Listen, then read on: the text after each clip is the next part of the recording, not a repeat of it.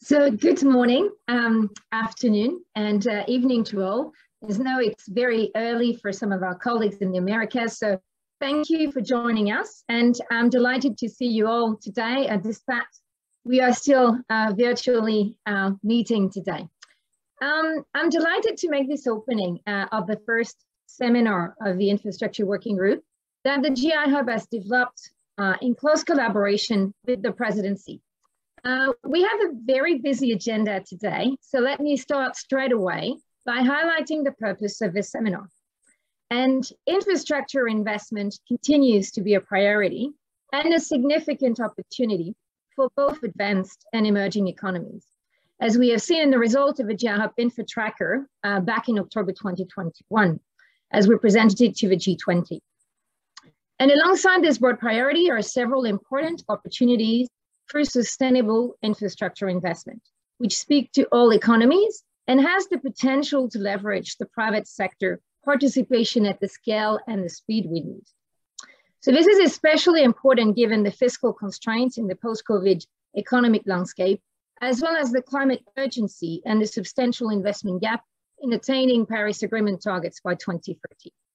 So while scaling up sustainable infrastructure investment is a multi-pronged effort and will take several years, coordinated action needs to start now, and the Infrastructure Working Group can play a role. So therefore, together with the Indonesian presidency, we've identified 3 aims for today's session. The first one is to review the status of sustainable infrastructure investment in both advanced and emerging economy. The second one is to discuss why this is a critical topic to achieve G20 climate priorities and the critical role the IWG could play in this, as well as how this complements the work under the Sustainable Finance Working Group. The third aim is to share perspective on existing ESG standards, environmental social governance standards, investment priorities, and approach to scaling up investment, including the gaps that needs to be addressed and the opportunities for the IWG in 2022. So ultimately, what we'd like to achieve at the end of the event is to uncover options for what the G20 IWG can do in 2022 to progress this agenda. And the outcomes from the seminar today will inform the discussions tomorrow at the first day of the meeting of the IWG. So one is the GI Hub's role in the Sustainable Infrastructure Working Group, which is actually fully aligned with our strategic plan, but also our annual business plan, is to facilitate a continuation of our work on the recent years, and also work on a deliverable with the IWG that will be providing a framework to leverage private sector participation for sustainable infrastructure, while working in synergies with the IWG Workstream 4 on transformative infrastructure, which is very much the continuation of our work on Infra Tracker delivered to the G20 in October 2021. So when we come to the agenda of today's seminar, we will first have a welcome from the Indonesian presidency, followed by 5 brief sessions, each focused on a specific topic, sustainable infrastructure investment. So session 1 reviews G20 progress on sustainable infrastructure, including presentation from the Indonesian presidency and also Italian G20 presidency, an intervention for the co-chair of the IWG, and a presentation by UNDP on behalf of the Sustainable Finance Working Group. In session 2, the Global Infrastructure Hub will provide an update on the status of sustainable infrastructure investment and private sector participation, drawing from our recent work on Infra Tracker, but also on our flagship report, Monitor, which was published in October 2021. We'll then have a short 10-minute break after session 2 for prayer. And then in session 3, we will have a series of short presentation actually, from ESG key players that will showcase various definitions and standards to date, and the potential to unlock sustainable infrastructure investment. In session 4, we'll have a presentation from the OECD on opportunities to address fragmentation and incentivize investment into sustainable infrastructure. In session 5, we'll have a panel discussion on private investors' perspective, including the gap in scaling up sustainable infrastructure investing that could be addressed by the G20. And then to finish off, we'll hear from countries, their perspective, and have an interactive question and answer session. So really get ready for that. We'll really look to hear your questions and your remarks. So a very brief point on logistics. We have asked that all delegates keep their microphones and cameras off, at least they are speaking or presenting. You will be invited intervention and question from the audience in the last session and the Q&A. And when we arrive at that session, we ask that you send your name and delegation in the chat function, and I will actually call upon you to speak. During the session today, you can also use the chat function to connect to our events team at the GI Hub, and they will be able to help if you have any issue or questions. I would like now to introduce Pak Wimpy Saputra.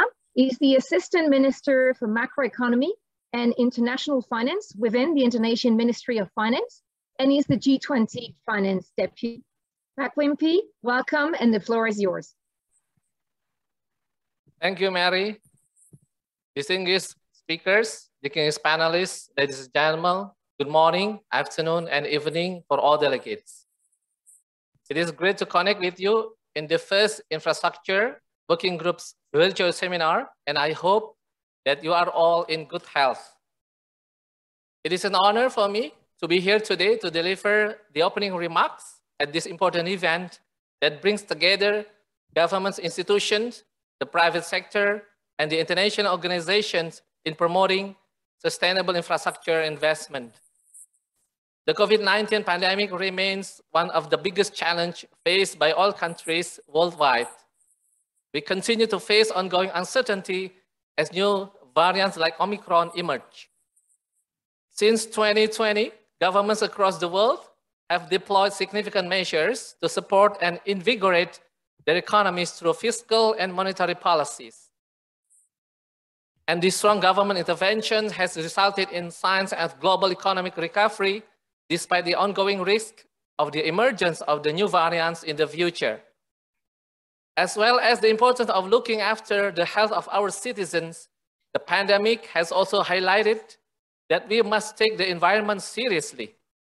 In the early days of the pandemic, the restriction on social activity and mobility had a stark impact on the environment, as we saw the level of pollution drop significantly.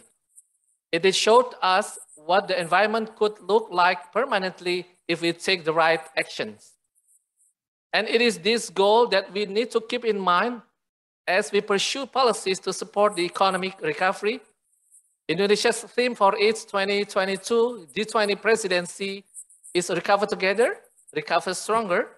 We hope that we can develop actions this year that will balance economic, social, environmental outcomes to shape a more sustainable and resilient recovery across the world. Infrastructure investment can play a key role not only in the economic recovery, but also to support the transition to move to more environmentally friendly development. Long-term economic growth will be supported by transforming infrastructure development to be more sustainable and resilient to any shocks that may occur. In addition, this type of infrastructure can assist the private and public sector to achieve their commitment of net zero emissions.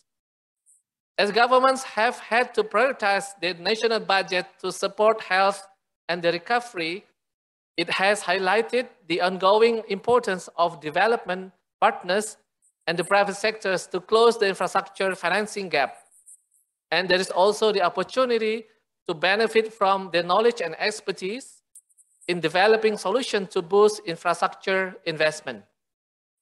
Distinguished speakers, panelists, ladies and gentlemen, We believe there are enormous potential benefits from collaborating with the private sector, particularly in the implementation of quality infrastructure for sustainable development. Today, we are inviting all of you to hear the progress of the Sustainable Infrastructure Agenda and contribute your perspective about what is needed to scale up sustainable infrastructure investment by leveraging private sector participation. We see this as the first of many conversations over the course of 2022 that will assist us to set a clear direction for sustainable infrastructure and its role in the climate transition, so that the G20 can deliver actions that enable sustainable investment to grow. I'll stop here. Thank you very much.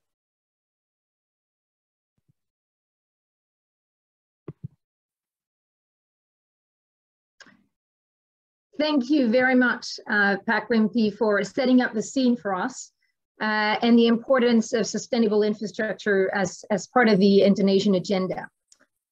So let me start by really opening the session one by introducing those who will be speaking about the G20 progress to date on sustainable infrastructure. So first, representing last year's Italian G20 presidency, we will hear from Laura Palma, who is senior economist of the G20 coordination unit at the Treasury Department of the Italian Ministry of Economy and Finance. And Laura is also the Infrastructure Working Group representative for Italy. Then we will hear from the Indonesian Ministry of Finance. Again, we are joined by Pak Ramontio Isidojo, Director of Government Support and Infrastructure Financing Management. He directs the recommendation, analysis, evaluation, and also management of PPP implementation, including economic and financial analysis and government support management. And he's also the G20 IWG representative, leading the group of this year. And we will also hear from two more speakers in this session, one from the IWG co-chair, Marco Rocha, who is the Deputy Secretary for International Finance and Economic Cooperation at Brazil's Ministry of Economy. And lastly, a presentation from UNDP as Secretariat of the Sustainable Finance Working Group, presented by Marcos Neto, who is the head of the Sustainable Finance Working Group Secretariat and Director for UNDP Sustainable Finance Hub.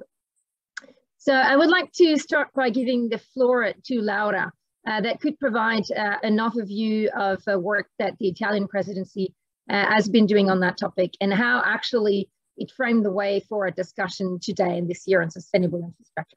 So Laura, the floor is yours. Thank you, Marie. And I would like also to thank Indonesia for inviting me to this very interesting seminar. As you know, sustainable infrastructure was one of the pillars of the Italian infrastructure agenda in 2022. We are very happy to see that this topic will also be a priority of the Indonesian work plan for 2022. The COVID pandemic represents an opportunity to rethink how economies and societies can boost investment in sustainable, resilient, and inclusive infrastructure that leads to economic growth and sustainable development. Sustainable infrastructure will play a key role in the recovery phase. More sustainable economies require more investment, but also better investment. To this end, we think that it's very important that countries focus not only on the volume, but also on the quality of the infrastructure investments. Government cannot do all alone.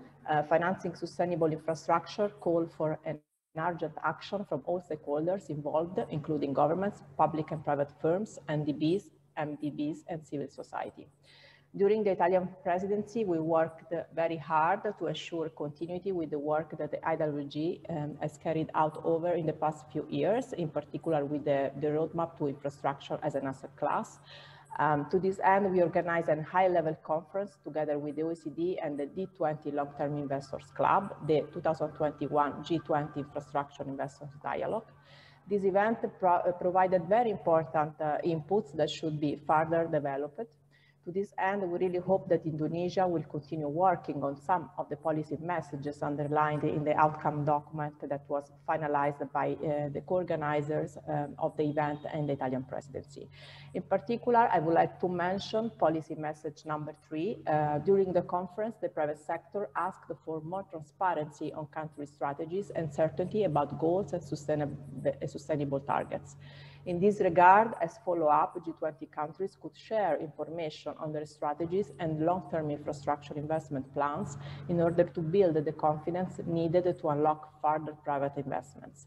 Policy message number 6. As part of its effort to position infrastructure as an asset class, the G20 could task relevant partner organizations to focus on the life cycle performance of environmentally, governance, and socially sustainable infrastructure investment compared to traditional ones. A better analysis is also needed on the amount of the upfront costs of ESG projects and solutions to mitigate these costs, as the proliferation of ESG standards and criteria prevents the full potential of private investment in infrastructure. Policy message number 7. G20 could consider actions to address the need to better inform infrastructure investment decisions, including through the ongoing work of related initiatives by international organizations on access to data, such as the Infrastructure Data Initiative. Lastly, on policy message number 8, project preparation, we also think that is a crucial topic to ensure high quality and sustainability of infrastructure assets. The G20 could raise awareness on the importance of increasing the supply of bankable projects through a stock take of existing project preparation facilities. Lastly, I would like to say a few words on the Sustainable Finance Working Group. As Marie pointed out, I also believe that the IWG should also engage and build synergies with the SF Working Group. The G20 Sustainable Finance Roadmap includes key actions which are crucial to create an investment-friendly environment to support the objectives of the 2030 Agenda and goals of the Paris Agreement. In particular, more work should be done to improve the comparability, interoperability, and consistency of different approaches, including taxonomies, alignment tools, ESG rating methodologies to better orient investment decisions towards sustainable sectors, including infrastructure. As we know, this is also a strategic priority of Indonesia, which intends to develop a high-level transition finance framework to close climate transition financing gaps. To achieve this goal, the Indonesian G20 presidency will organize some roundtables with the private sector and other stakeholders. In our view, the IWG should contribute to this event also through the organization of a joint roundtable to advance the policy debate and ensure a concrete follow-up of the G20 Infrastructure Investors Dialogue. The IWG could also support the Sustainable Finance Working Group in addressing its second priority concerning the improvement of the accessibility and affordability of sustainable finance markets. Finally, as far as we know, the Sustainable Finance Working Group is going to organize an international forum to discuss policy levers which can orient the sustainable investment decisions. Also in this respect, the contribution of the IWG will be crucial in order to better consider climate mitigation policies that can mobilize private investment in sustainable infrastructure. I believe that a strong cooperation between the two working groups is very important and is needed in order to identify policies and best practices to address the common challenges. Thank you very much. Thank you very much, Laura. I think that was a very important and needed reminder of where we're starting this presidency from your last year work and some very important policy messages as you highlighted, and this need for coordination with the SFWG. And we'll hear more from Marcos Neto in this session regarding really what they have done last year, what they're planning on doing this year. And I think you gave us also a lot of food for thoughts about ensuring that the work of the IWG could be also coordinated across over activities that these working groups and others are undertaking. Just to note on the project preparation, I think it would be important and maybe interesting for members. As you know, we released Infrastructure Monitor in October 2021. And in there, there is a particular chapter on infrastructure project preparation. And we've also looked back in all of the project preparation facilities available. That stock take incidentally exist. So if there is some interest to develop that work further or to make some presentations to country on that particular element, we stand ready to support, because it is indeed a key element of ensuring sustainable infrastructure could be developed at the scale and speed we need. So thank you so much, Laura.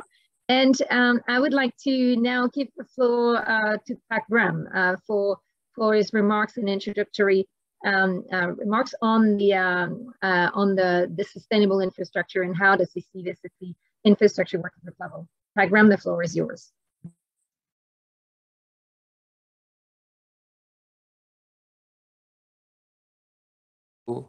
Laura, for sharing the work done on sustainable infrastructure during the Italian presidency.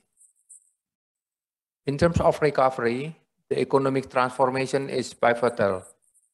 It can boost production capacity while promoting sustainable growth through quality infrastructure investment. The G20 is responding to the shifting global investor appetite for more sustainable infrastructure projects, not merely to overcome the substantial infrastructure gap, but also to have a positive long-term impact on economic and climate targets. As we heard from Italy, last year G20 finance minister and central bank governors endorsed the G20 Sustainable Finance Roadmap. The roadmap includes a range of actions, including Action 5, G20 and relevant IOs to identify opportunities to promote scaling up of climate and sustainable aligned financial instrument, product, and market, including sustainable capital market instrument. This action has become the basis for the first priority in Indonesia infrastructure agenda for 2022. It will also be addressed by complementary work in sustainable finance agenda. I look forward to hearing from the Sustainable Finance Working Group on their priorities later in this seminar, and to maintaining close collaboration with them over the 2022. We know private capital play a vital role in supporting sustainable goals. Financial systems have a crucial role to play in enabling market participants to take a sustainable consideration into account in all financial decisions. International coordination is crucial to develop approach to identify, verify, and align investment to sustainability goals. This also helps minimize the risk of fragmentation across approaches and green and SDG washing. And the G20 is the right forum for this coordination, given its membership span all regions and all states of development. The G20 can ensure the international action taken represent the perspective of developed and developing countries. So both stand to benefit from the promoting sustainable infrastructure to address financing gaps. In 2022, we will focus on developing ways to scale up private sector investment in sustainable infrastructure while ensuring this financing aligns with the global commitments to sustainable development. In developing options, we will consider how to address challenges in leveraging sustainable infrastructure financing from the private sector, including fragmentation and transparency in priorities, instrument, reporting requirements. The work private sector will benefit from this framework as it will contribute to an enabling environment that improves the bankability of the project and attract the private sector into sustainable infrastructure investment. We look forward to hearing your valuable perspective today to assist us in ensuring that the deliverables we develop effectively address the gaps and issues in this area. I stop there. Thank you, and back to you, Mary.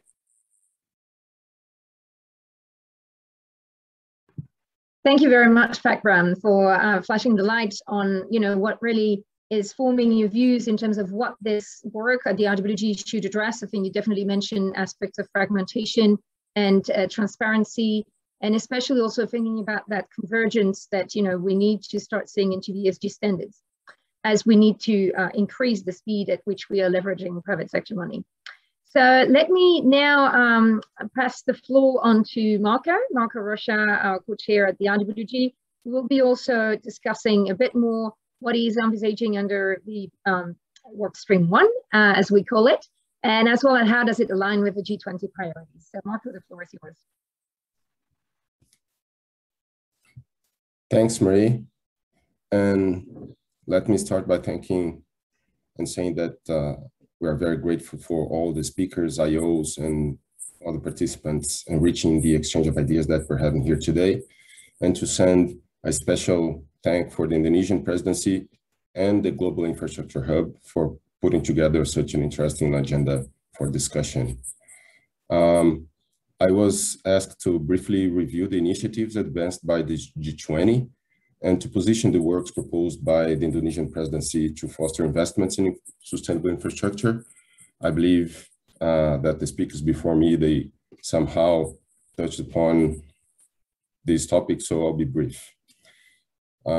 First, I start by saying that there is a strong support for the works on sustainable infrastructure from the G20 membership.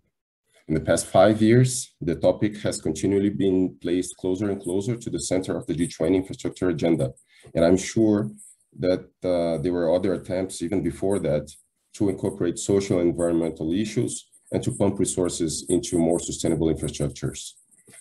But keeping that those past 5 years in mind, in 2018, we somehow restarted the discussion around sustainability issues, developing the roadmap for infrastructure as an asset class.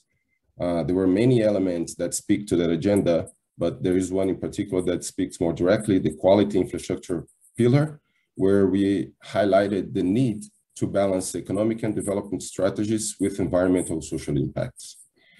Following that, in 2019, we developed principles for quality infrastructure investment to set guidance for maximizing the positive impacts for infrastructure to achieve sustainable growth and development. Many elements of those principles for quality infrastructure investments, they speak directly to the discussion we will have here today.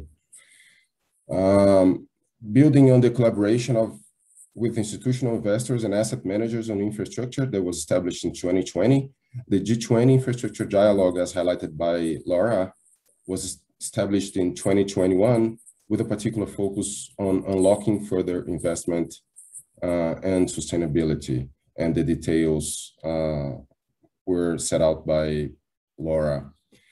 Additionally, we have been working on indicators to highlight individual infrastructure projects' alignment with those QII principles and to inform decision-making on design, building, operation, and maintenance of infrastructure assets, all with the objective of increasing the flow of financing for quality infrastructure.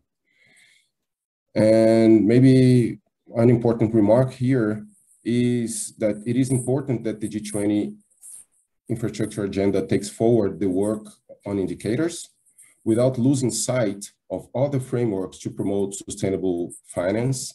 For instance, ESG standards, one of the topics that we're going to be discussing here today. Yet, despite all efforts to meet the demands of investors and increase the attractiveness of sustainable infrastructure, the gap between current and needed investment is huge. These investments must come from both the public and private sectors. And as more than 50% of all greenhouse gas emissions comes from building and operating infrastructure, and with the projection that we've seen on GDP increase associated with sustainable investments, we must all look for all opportunities to scale up sustainable infrastructure. For this reason, this is a critical work stream for the G20 this year. I hope this seminar helps us understand what the missing link matching supply and demand for sustainable finance is, and how the cooperative efforts of the G20 could help to increase financing for sustainable infrastructure.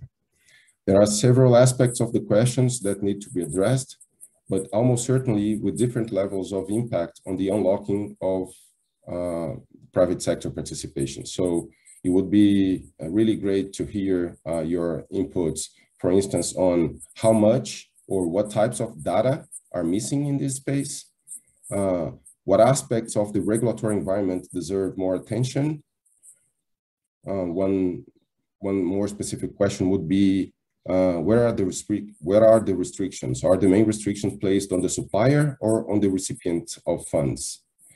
And also, what could be standardized or what could follow principles to set standards? So the priority set by the Indonesian presidency for scaling up sustainable infrastructure investment by leveraging private sector participation refers to the importance of the commonality as to what investors will get when they are looking for sustainable infrastructure investments. This is the rationale for the IWG work on sustainable infrastructure this year under the Indonesian presidency. To achieve this goal, Pak Bram has already mentioned some of the directions that we're looking at.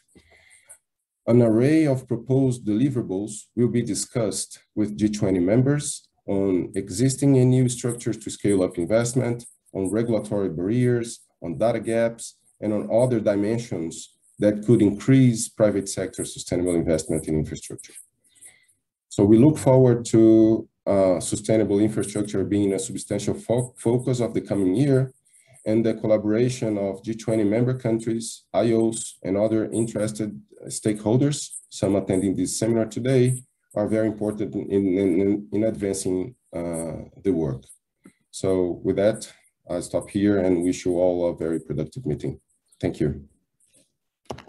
Thank you very much, Marco, for really also reminding us about how we came here for all of the work through the IWG in the past years, and very much putting a clear light on the fact that the work on QI that has been really at the forefront of a discussion at the IWG in the last years, and what we're doing on ESG is actually complementary and parallel tracks, as you highlighted and summarized very well.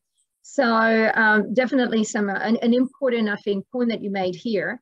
And that's also why this year we're going to be working on both, right? So I think that's a very important point. And also just be conscious of time. I'm really keen to hear from our colleague at the Sustainable Finance Working Group. Since the deputy meeting, the finance deputy meeting that took place mid-December, we heard from many countries the absolute need to ensure that the work that we would be doing under sustainable infrastructure would be coordinated with the Sustainable Finance Working Group. I know many of you are actually involved into the Sustainable Finance Working Group at times and follow very closely the development, but I think we felt it was very important to hear from the Sustainable Finance Working Group Secretariat what they have been working on, what are they planning on doing, and what is actually relevant for the Infrastructure Working Group, and where the synergies, but also the complementarity of our work could be established. So without further ado, Marcos, the floor is yours. Thank you very much, Marie, and it's always a pleasure as a fellow Brazilian to come after Marco, a fellow Brazilian as well. You know, and let me thank Pak Wempi. It's a pleasure to be here working for the Indonesian presidency. And I think I have some slides that should be coming up now. Let me just thank all of you for inviting us as the Secretariat for the Sustainable Finance Working Group, which, as you all know, has been established under the Italian presidency, which had the strategic foresight and vision to bring sustainable finance back, and has as co-chairs the United States Treasury and the Chinese Central Bank. So I want to walk you briefly through, and thanks Laura for already mentioning the sustainable finance, the G20 Sustainable Finance Roadmap. The purpose of the working group, the Sustainable Finance Working Group, is to provide a platform to advance international work that accelerates the mobilization and alignment of public and private financial flows to the 2030 agenda and goals of the Paris Agreement. The 5-year roadmap, and you see the slide here, intends to focus and guide the attention of the G20 member and other stakeholders, including private sector actors, to key priorities of the sustainable finance agenda. The roadmap captures the challenges remaining to unlock the trillions needed for the 2030 agenda and to overcome them, sets 5 focal areas comprising a total of 19 actions. Now, the first area around market developments and approaches to align investments to sustainability goals. The roadmap proposed high-level principles for developing new aligned approaches, including but not restricted to taxonomies, which could be considered when looking to define sustainable infrastructure activities. Today's discussions fully contributes to another action, which encourages the G20 to identify opportunities to promote scaling up of climate and sustainable aligned financial instruments by exploring the specific place of sustainable infrastructure investment. The second area consists comparable decision useful information on sustainability risks, opportunities, and impact. A high-level conversation on standards to be developed by the IISP and other actions, and particularly on bridging ESG data gaps where the IWG can contribute by tackling the case of infrastructure assets. The third area on assessment and management of climate and sustainability risk.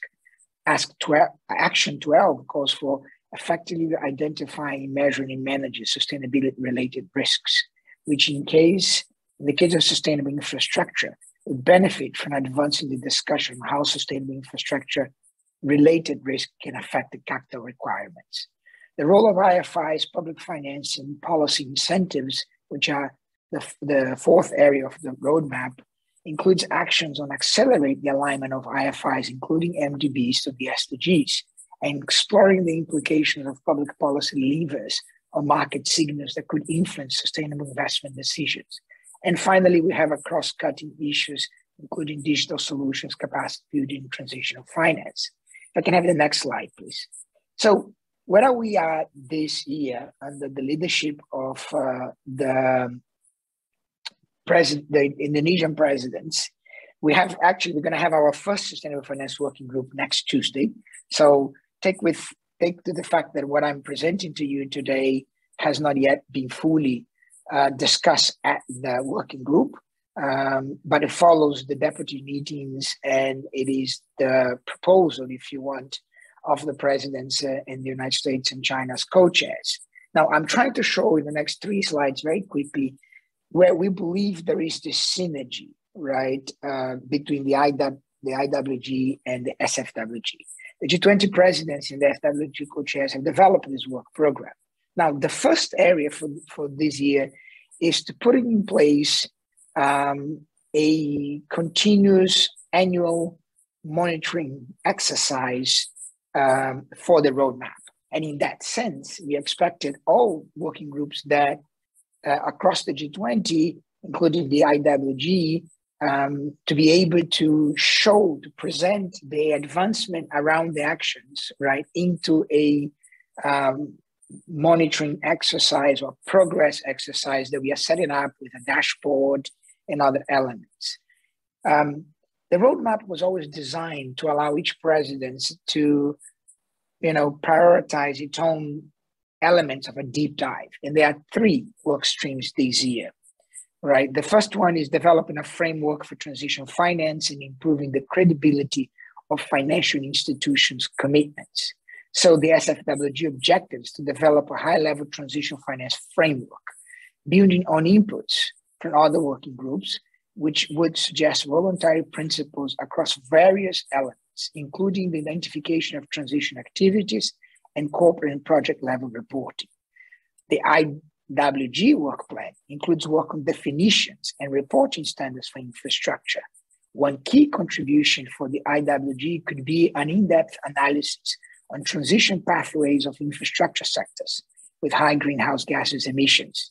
As Marcos mentioned, a lot comes into infrastructure to characterize how the identification of transition activities and appropriate reporting practice, example, disclosing transition plans in such sectors, can steer these sectors to decarbonize towards net zero and spur investments in a range of assets, which include but is not limited to renewables.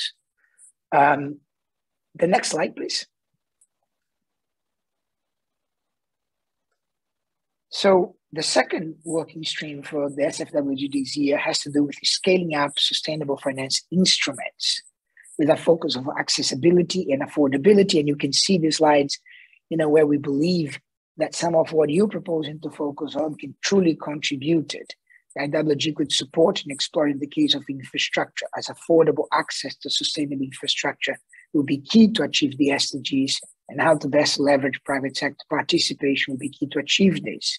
I think your work this year on ESG will be really important as well, to facilitate the access to sustainable financing instrument. Next slide. As it was mentioned by Laura, the discussion, the third area for the SFWG is discussion policy levers that incentivize financing and investment that support the transition. The SFWG work will be informed by a series of international events, including one on policy levers. We could welcome a discussion related to policy levers for sustainable infrastructure, informed by some of the reports which the group is currently working on. So these our attempted, colleagues, to show that indeed there is a tremendous amount of synergy and mutually reinforcing between the two working groups.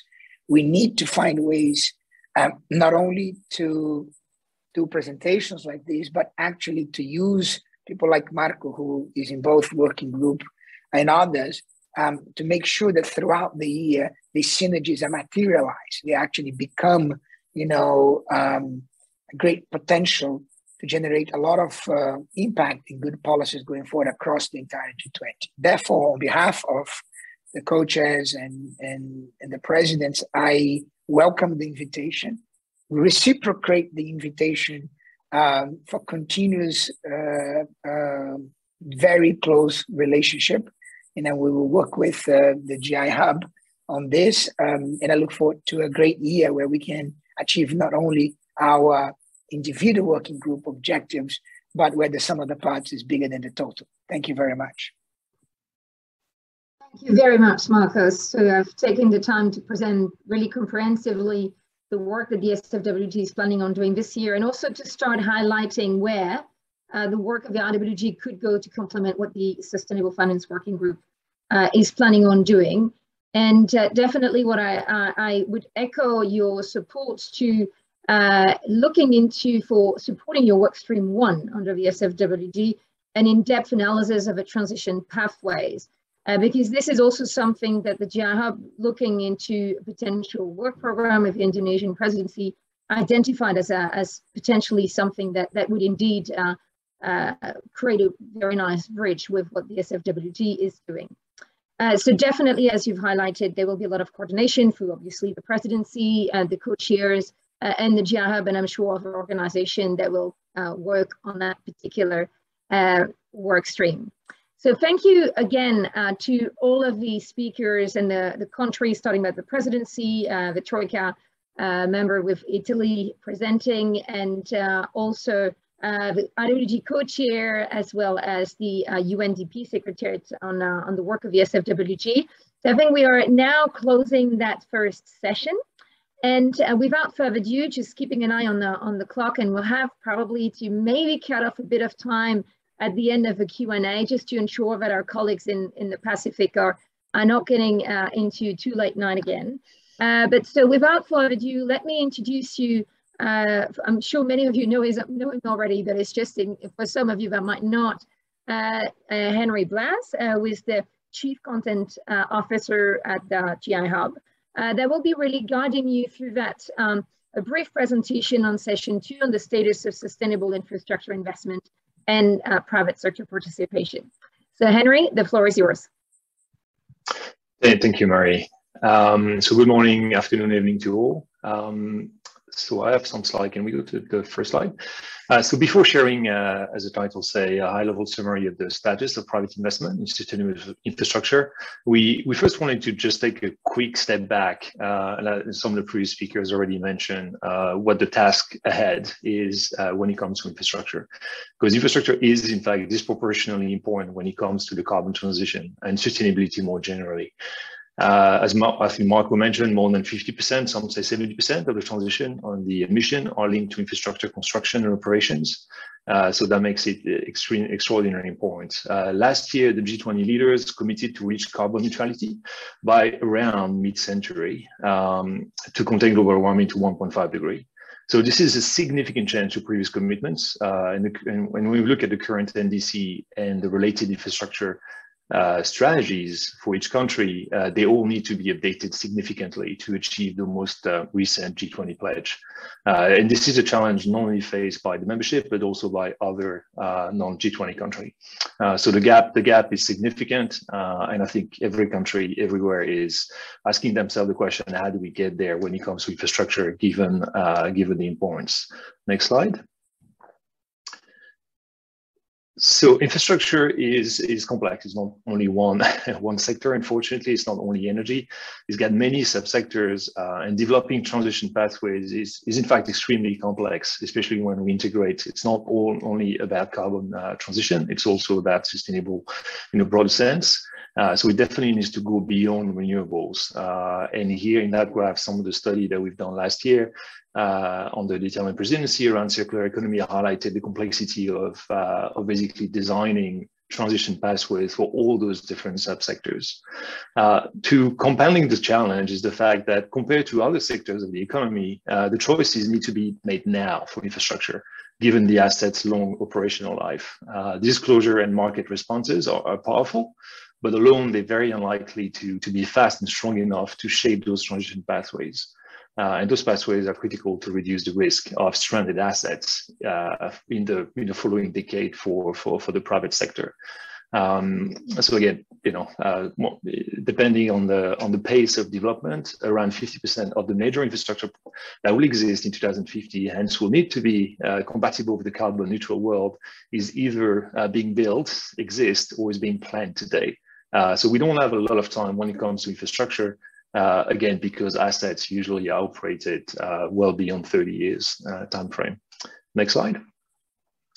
So facing those sort of a challenge of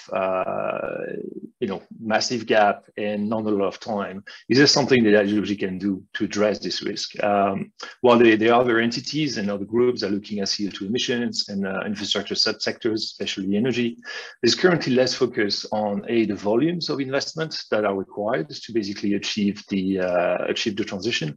Across all those subsectors, and also looking at infrastructure beyond energy. The G20 faced and continue to face a similar complex and urgent situation with COVID, and the work that we've done last year on Tracker shows that while it's very difficult each country is different, each sector is different.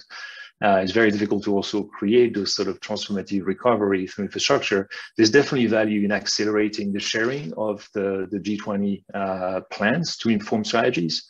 And that will address, obviously, the policy message 3 that Laura mentioned on the transparency required for the private sector. It's important for the private sector to have clarity, again, so that they don't end up with stranded assets. At the moment, renewables is clear. The pathways is relatively clear. When it comes to the other subsectors, it's a challenge, and we'll see that when we look at the volumes a little bit later in the presentation. Next slide. So one thing we all agree is that even with clearer pathways, government cannot do that alone, and it's similar commitment from the private sector on sustainable objectives. So we presented evidence to this group last year in collaboration with the OECD. So I will not cover that again, but in a nutshell, at the corporate level at least, the ratings show that infrastructure investors are integrating ESG factors faster than other corporates, in particular when it comes to the environment. So the difference has actually increased over time, and that shows really the commitment at the corporate level to move completely towards sustainable infrastructure investment. Obviously work led by the Affordability last year, and will continue with the ISSB, will help align those ratings even more and the related disclosure, at least at a corporate level. As Marcos mentioned, there's still a need to potentially have the same type of convergence when it comes to real assets, the ESG ratings for real assets. So the speakers in the other session actually after this one, will cover that aspect. So I'll stop there and let them add additional evidence on the ratings and the potential way forward. Next slide. So those were at the corporate level, those are essentially intention and strategy. So what's important as well is that we're seeing that the move towards sustainable infrastructure investment in terms of actual primary market transactions. So here the graph are only showing essentially greenfield transaction. There's obviously a lot of other transactions on the secondary market, but we're really looking at new infrastructure because those are the ones that will mainly enable the transition. So renewables, as I say, for which the risk of stranded assets is very limited, the transition pathway is relatively clear, is increasing fast, especially in developed markets where it increasingly dominates the volumes. So financing for those greenfield projects is still dominated by the traditional bank loans, but capital markets and sort of new sustainable instruments are playing a growing role.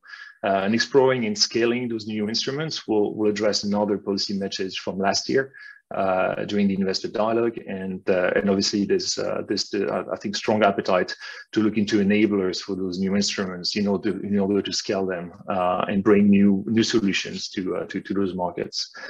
Now, we could look at this and say, well, this is great. Renewables are growing, so it's a good sign. But even continuing looking at that level, the IEA is projecting. It's only one scenario, but that's the one that is recognized as sort of fairly robust.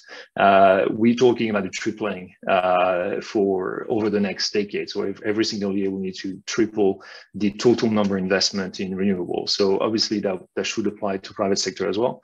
And as you can see, the current trend is nowhere close to that to that number. So again, I think improved disclosure and market adjustment over time are pretty powerful, and we can see the result, but they're unlikely on their own to be enough. Other incentives and supports will be required, and we're going to hear more about that from the private investors later today, and also through the presentation of the OECD when they're going to talk about the potential enabler for scaling sustainable infrastructure investment. Next slide. Now, even with all this, let's assume that we get the right incentive. Can the private sector fill the investment gap? So Preqin did the very detailed analysis of what we call dry powder, which is essentially capital available for investment. And what we can see is the current dry powder estimate for infrastructure show that capital is more and more available, and we can see a significant acceleration over time. The challenge here, though, is that the concentration is still in developed markets. So that means that in order, as you could see in the previous slide, the increase in renewables is not as strong. It's actually pretty stable when it comes to developing markets. That means that those developing markets will need to probably have stronger regulatory legal governance aspect in order to attract this capital, or we will need to come with new de-risking mechanism, and that's one of the deliverable that we intend to cover this year under priority one, because that's going to be essential to allow that sort of investment from capital in developed markets, mostly into emerging one. Obviously, local capacity will also be required, especially as standards and ESG requirements are becoming increasingly complex.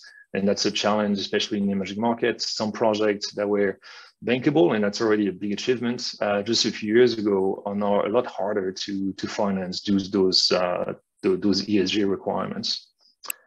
Next slide. So from an investor perspective now, when we look at performance, is it good business? And the answer is still coming up, because obviously the definition of ESG and sustainability is still moving a little bit. But what we can see is that most studies find a positive association of ESG performance for equities and financial performance for equities. So that's been traditionally explained by more efficient use of resources by greener investors. Now, findings for equity do not necessarily translate to the debt market, especially bank loans, corporate bonds, etc. The findings there have been more mixed. But what remains, though, is that the default rates for infrastructure loans are significantly lower than corporate loans, but are still regulated in a similar way. And obviously, there are questions around whether sustainable infrastructure could benefit from more favorable treatment. And again, that's going to be one of the topics we intend to cover this year on the priority one. So next and last slide. Okay, so yeah, thank you. So the draft work plan that should show up in the slide. We will present it in more detail tomorrow. And so it's essentially to review the current barriers and opportunities for sustainable infrastructure investment across the key themes that I've just talked about. And really the objective is to identify, in collaboration with the private sector, and that's why we have another investor dialogue as part of the deliverable in the middle, is to deliver that overarching framework as an end-year deliverable. And that framework should focus on what the IWG as a group can do in order to address against some of those barriers. But again, we'll talk about it a little bit more tomorrow during the IWG. And as mentioned at the bottom, we obviously want to keep that very much aligned with the work that's done under the SIWG. And I think I'll stop there, and we will have. So I'm going to be following a few slides to show you some interesting research results which relate to our topic today. So just by way of introduction, EDEC is a French business school, one of the top business schools in France and Europe. For the past 10 years now, EDEC Infra has been working on investment research in the topic of infrastructure, a lot on filling the benchmark data gap, and for the past couple of years on the question of sustainability and perhaps new gaps, all right? So if you could go to the next slide, please.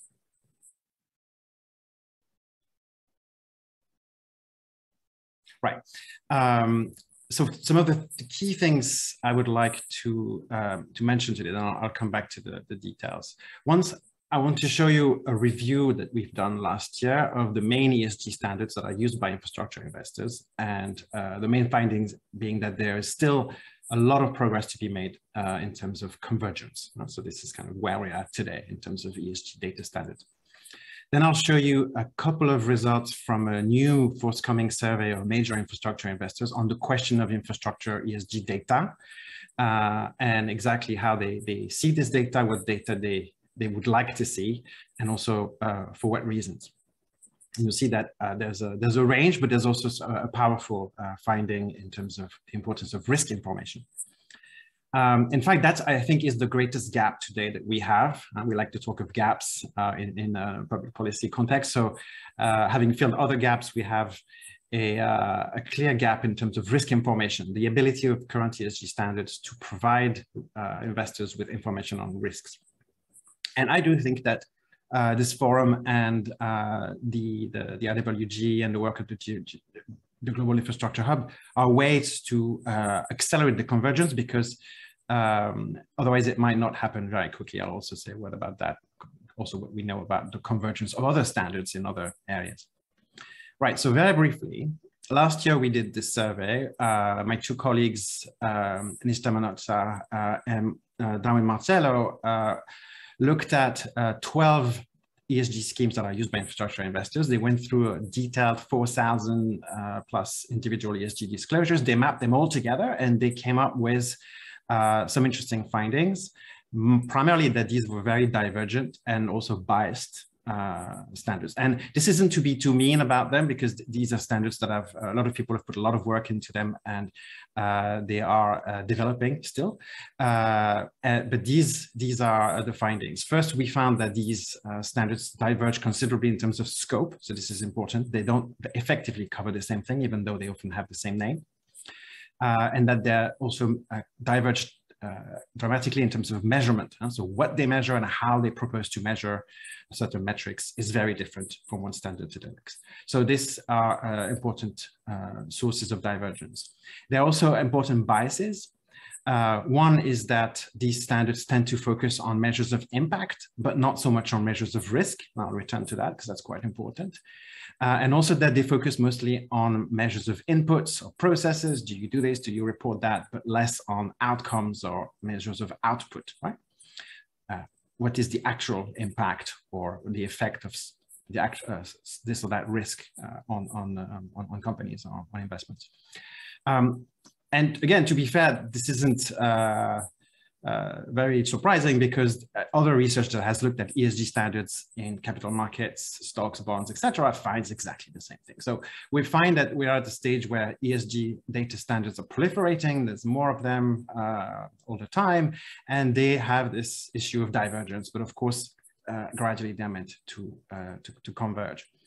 Work that remains to be done. If I just want you to remember one thing about this research, about this particular paper, it's this. This is for E, S, and G, the split between how many of those 4,000 disclosures were about risks or about impacts, meaning the risks to the asset, right? The risks, we're talking about materiality here, so sustainability risks. So this is the risk to the asset or the impact of the asset. And as you can see, it's all about impacts, what's being measured, what's being reported. But if we want to unlock investment, we need to foster investment decisions, and investment decisions are all about risk. So clearly we're missing a piece of information here. Oh, sorry, I forgot to tell you to go to the next slide.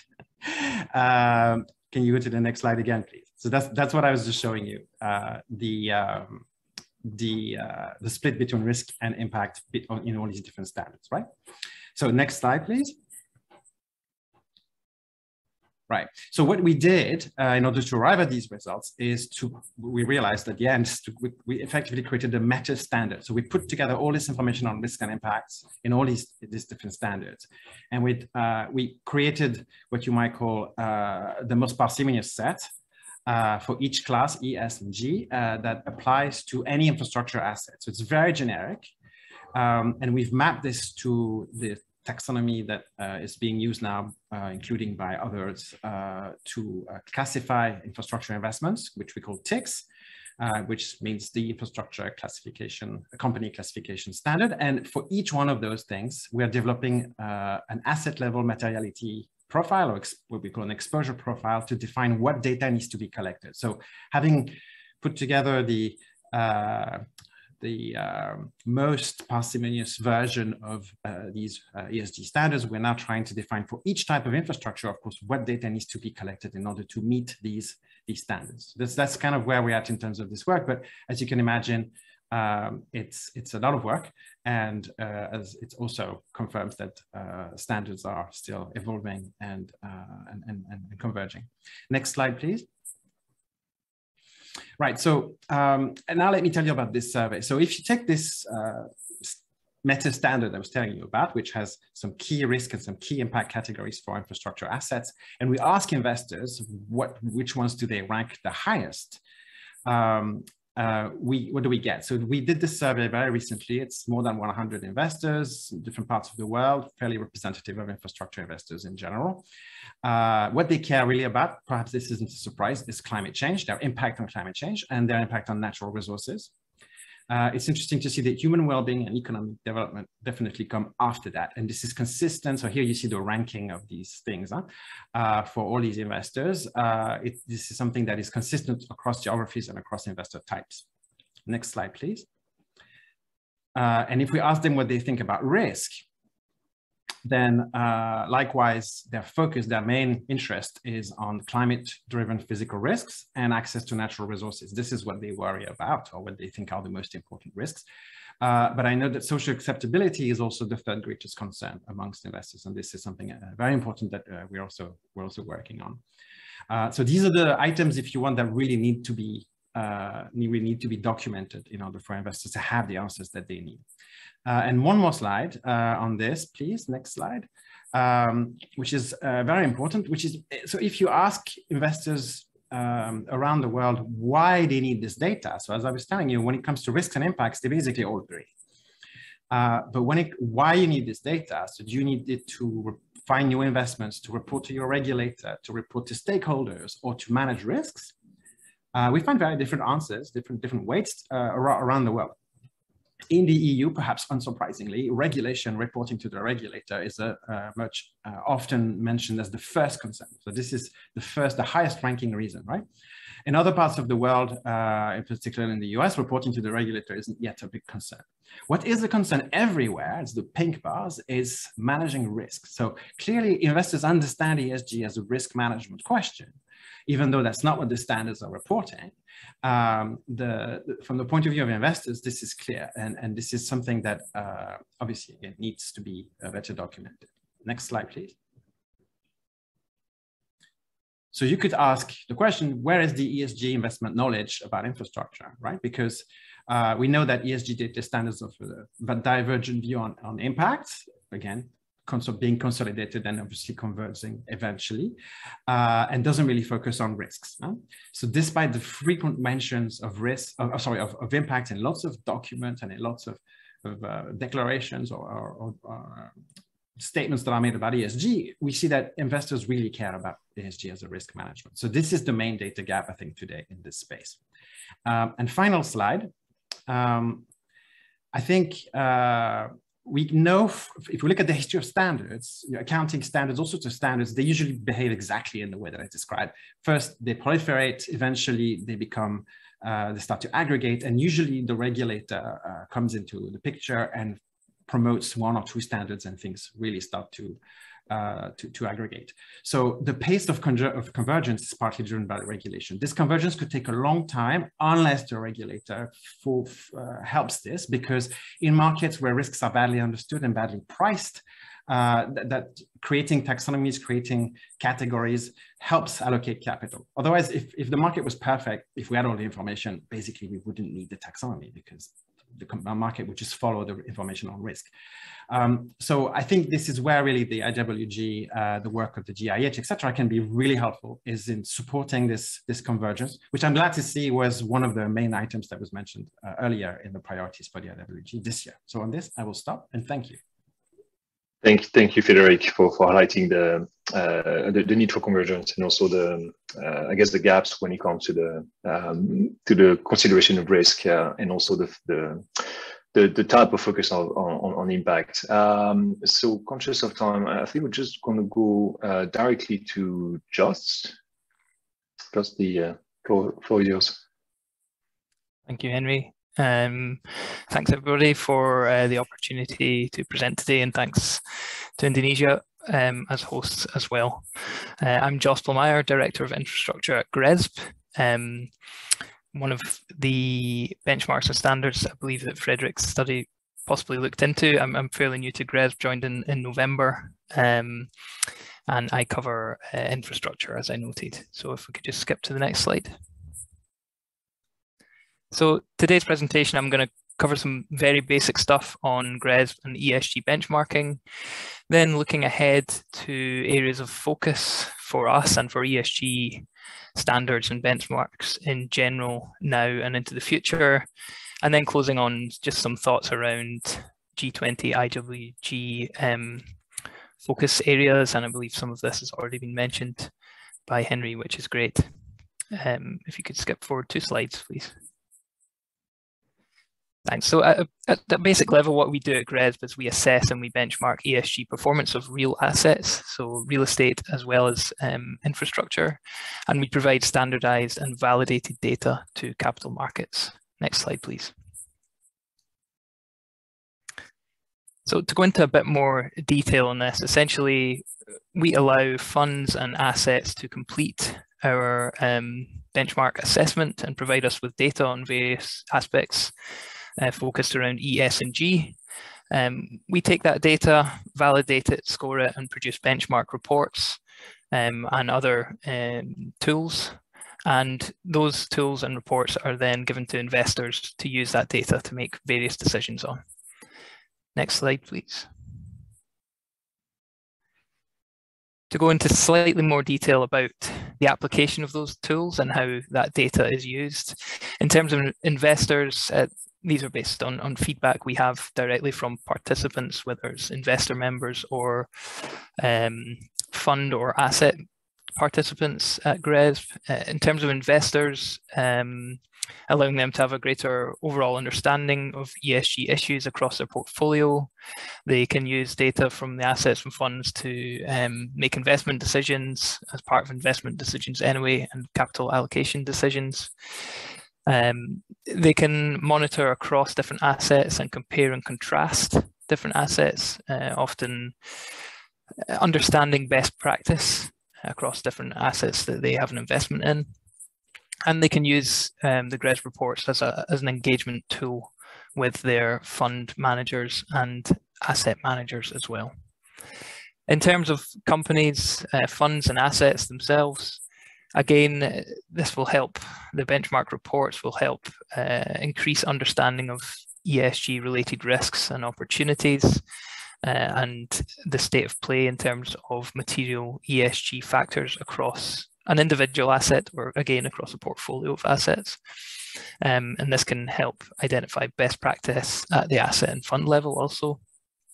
And we also find that fund managers and asset owners can use the GRESB tool as the starting point or formation for ESG action planning as well, given that we can identify material issues and track progress year on year as to how assets are performing against those key issues. And much like investors, this is an engagement tool the other way as well. So you can communicate progress across key ESG issues to investors and other key stakeholders. Could move forward to 2 slides, please. So very briefly, this is how our assessment is currently composed in terms of infrastructure. We have 2 assessments, one at the fund level, which requires input of certain management information. And then at the asset level, we have the same management information required, as well as a performance component of data from the actual asset. So things like energy use, greenhouse gas emissions, or health and safety are various factors we ask for data directly from the assets. Next slide, please.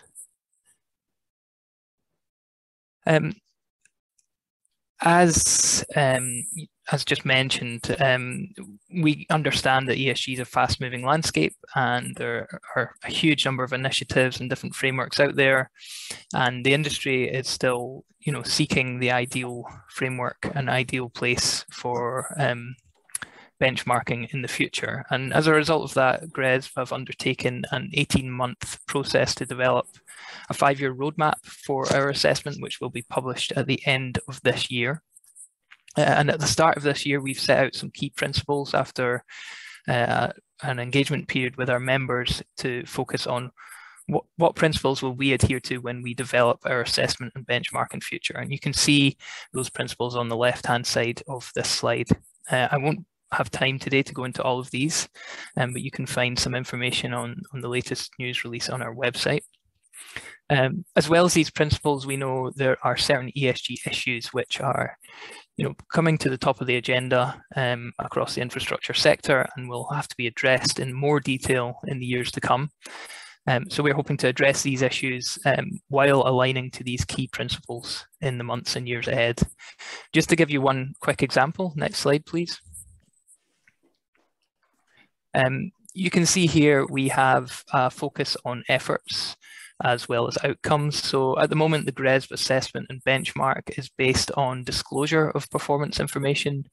We want to move to actually looking at the outcome and impact of that information. So not only what information can you give us, but actually assessing whether that is good or not, depending on the asset type, location, and a number of other factors. And top of the agenda on this, I think it's fair to say, is progress against net zero targets, as Henry mentioned. So in future, we see the assessment developing to enable us to look at impact and actually assess progress towards net zero.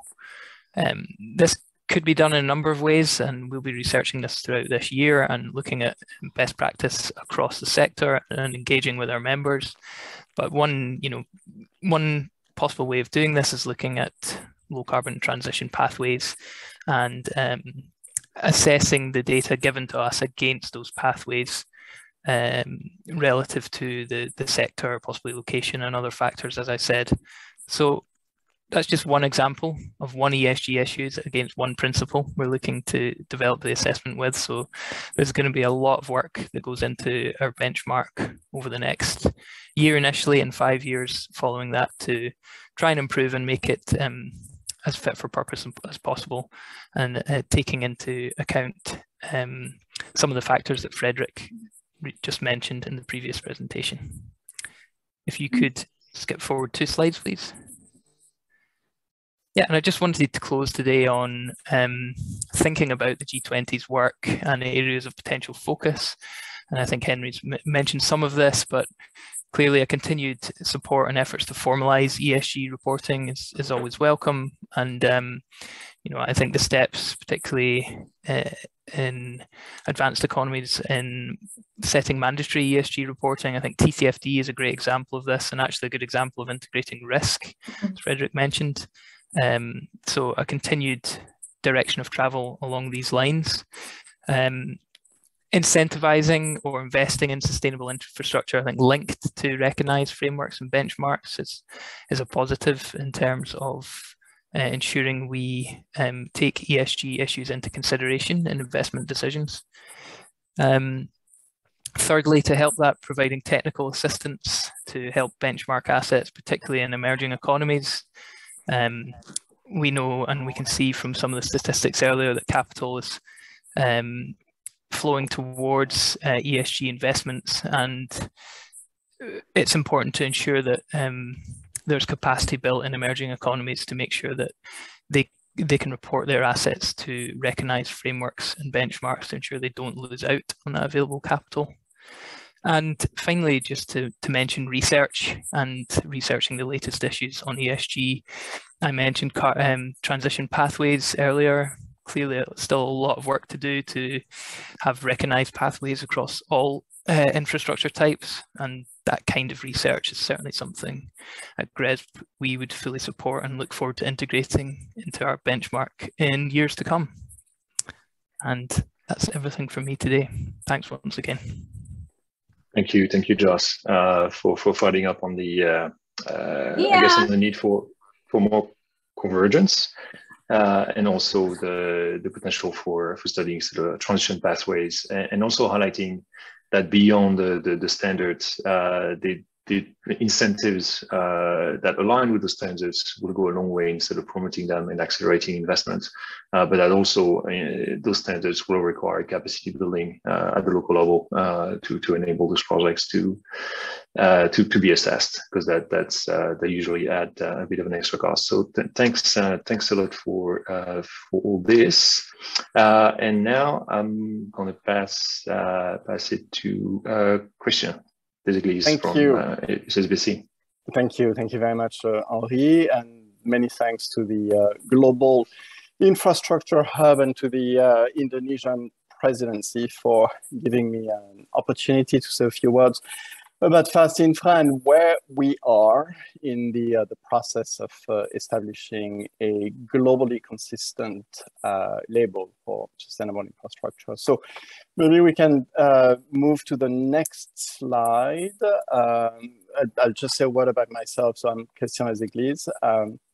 I'm Group Head of Sustainable Infrastructure and Innovation, and I've been one of the co-leads of the Fast Infra initiative for the last 2 years. I'll probably skip this slide here because I think everyone knows what the needs for infrastructure investment are and what the gaps are. So we can maybe move to the next slide straight away. Next slide, please. Thank you very much. So look, we started Fast Infra, which means finance to accelerate the sustainable transition with a focus on infrastructure. A couple of years ago, it was an initiative that started with the One Planet Lab, and which involved at the beginning collaboration between the Global Infrastructure Facility of the World Bank, HSBC, the International Finance Corporation, the OECD, and CPI, but very quickly expanded to include pretty much all the key stakeholders of the infrastructure ecosystem. So financial intermediaries, banks, institutional investors, DFIs and other development banks, governments, and NGOs. The goal really of FAST is twofold. One is to mobilize finance for emerging market investment into infrastructure. And the second goal is to develop sustainable infrastructure into a deep and liquid asset class. And when we started working together, we quickly realized that one of the main challenges that were hindering the participation, the mobilization at scale of institutional investors in particular, and private finance in general, into infrastructure was a lack of trust. Institutional investors are keen to invest in infrastructure, in sustainable infrastructure, which is aligned with their broader commitments towards net zero and SDG commitment. Infrastructure can offer stable and long-term returns, but currently there is no way for them to verify which assets are genuinely sustainable. And we believe that solving this issue was actually really crucial if we wanted to crowd in institutional investors. And this institutional investor base is absolutely vital if we want to mobilize the trillions that are needed to develop and finance sustainable infrastructure in emerging markets. So let's move to the next slide. We've been working as part of Fast Infra into a couple of main pillars. The first one is really the transformation of sustainable infra into an asset class with the establishment of a label, and I'm going to be focusing on that today. The other part of this pillar is of establishing a deep and liquid asset class is to put together an end-to-end workflow system, which starts with source. I see source on the line today, and goes all the way to a marketplace, something which will facilitate the development and financing of infrastructure projects in the world, but with a focus on emerging markets. And the other pillar of Fast Infra is the scaling and mobilizing of private finance for emerging market investments in particular. The first pillar of transformative initiatives is really global. It's not only focused on emerging markets.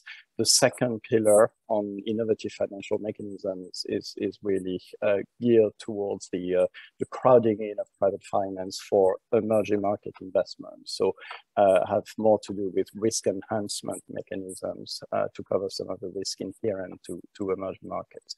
Let's move to the next slide, and I'll focus on the label. So we put together a working group with approximately 30 institutions, from NGOs to governments and DFIs. This working group has been led by the Global Infrastructure Facility and by Macquarie.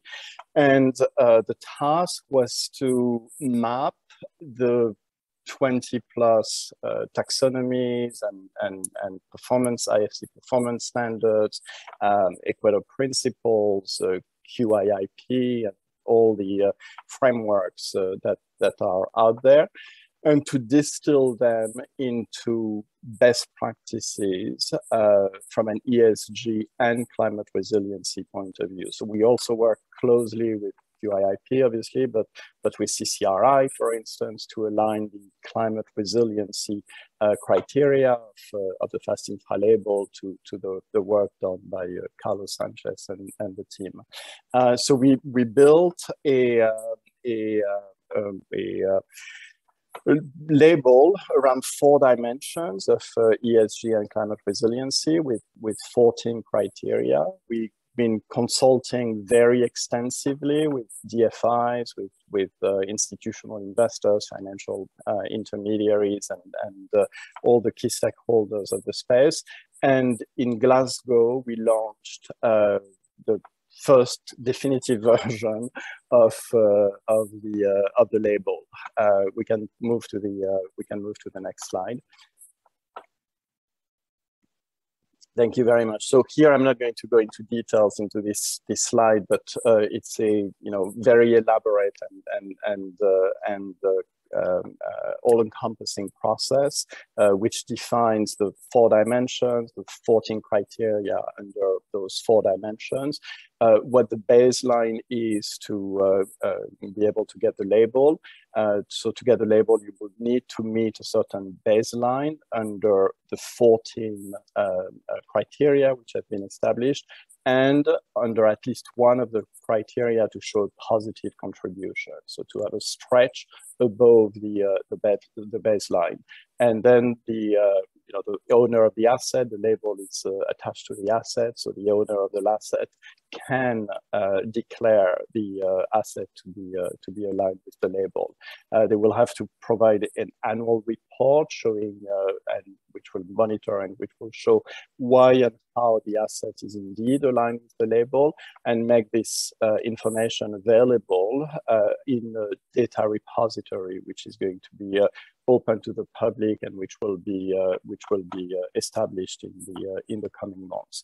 So we launched the framework as well as the details of the label in Glasgow. Let's move to the next slide. We launched the label with very strong endorsements from the main association and alliances of institutional investors and suppliers of sustainable infra and infra projects in the world. So we had endorsement from G-Funds, 450 institutions, $130 trillion of assets. Endorsement also from ILN, from the G7, LTIIA, the Sustainable Markets Initiative, with Royal Highness, the Prince of Wales, the Global Infra Facility, obviously, and importantly, Ccri, local government for sustainability. We launched in December also an RFP to identify the institutions that are going to be hosting the Secretariat and the data platform, the data reporting repository that I mentioned a minute ago.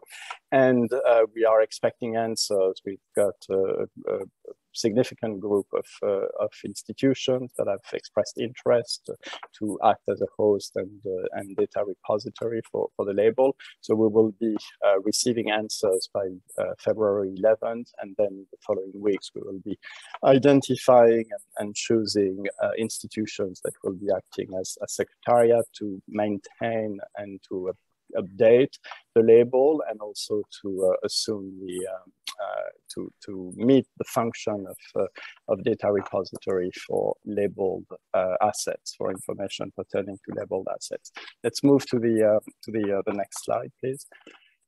Last slide. So we think this label will have two catalytic roles. One, it will allow to attract investors, attract private finance into sustainable infrastructure, not only in emerging markets, but globally. We think also it will encourage governments and sponsors to design infra assets, infra projects, with an aim to obtain the label. So that will increase improve the sustainability characteristics of infra assets and increase the pipeline of high quality projects. And finally, having the information pertaining to the label available will increase the velocity and liquidity in debt instruments and make the asset class more liquid. So this, we think, will be the main advantages of the label. It will also importantly provide this market reassurance that is missing today. So the comfort provided to institutional investors that don't necessarily have the internal capacity to do the due diligence, which is necessary to assess the sustainability quality of the project, especially when it's emerging markets. So this market reassurance will be important throughout the life cycle of the asset, and then it will help facilitate due diligence, as I just mentioned, reporting under the various frameworks which exist, from IFC to EU taxonomy, TCFD, and others. Importantly, it will give us, I think, especially if we reach some type of convergence between the various frameworks that exist, to engage with regulators to hopefully obtain preferential treatment for financing of labeled assets. So these, in a nutshell, are the expected benefits of the label. We're quite excited, and we are going to be now working on moving from endorsement to adoption, and obviously finalizing the framework and the institutions are to manage and maintain the label over time. So thank you very much for the opportunity to give you this update, Henri. Thank you, Christian, and great to see that this is moving forward from a data perspective and also the coalition growing. So some important pointers here around the fact that label is already a form of convergence in a way, and also highlighting the potential for that label to then benefit from preferential treatment further down the line. I'm going to move to our next two speakers, and I'm going to ask, in order for the next session to start not too late, for the two speakers to stick within the sort of 6 minute-ish allocated, so I'll give it to Carlos now.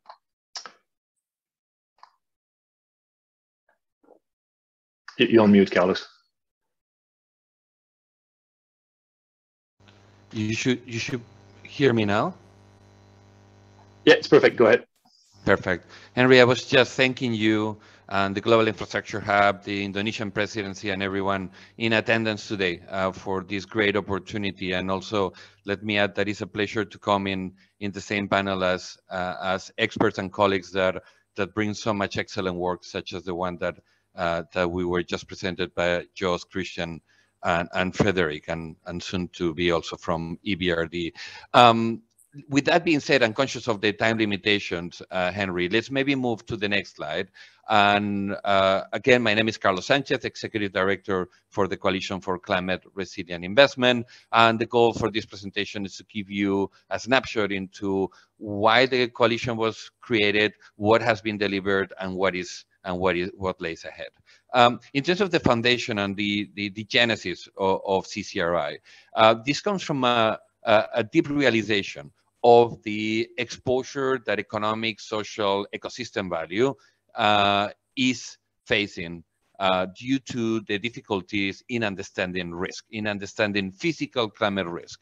And in that regard, I like very much Frederick's contributions and comments about the difference between risk and impact.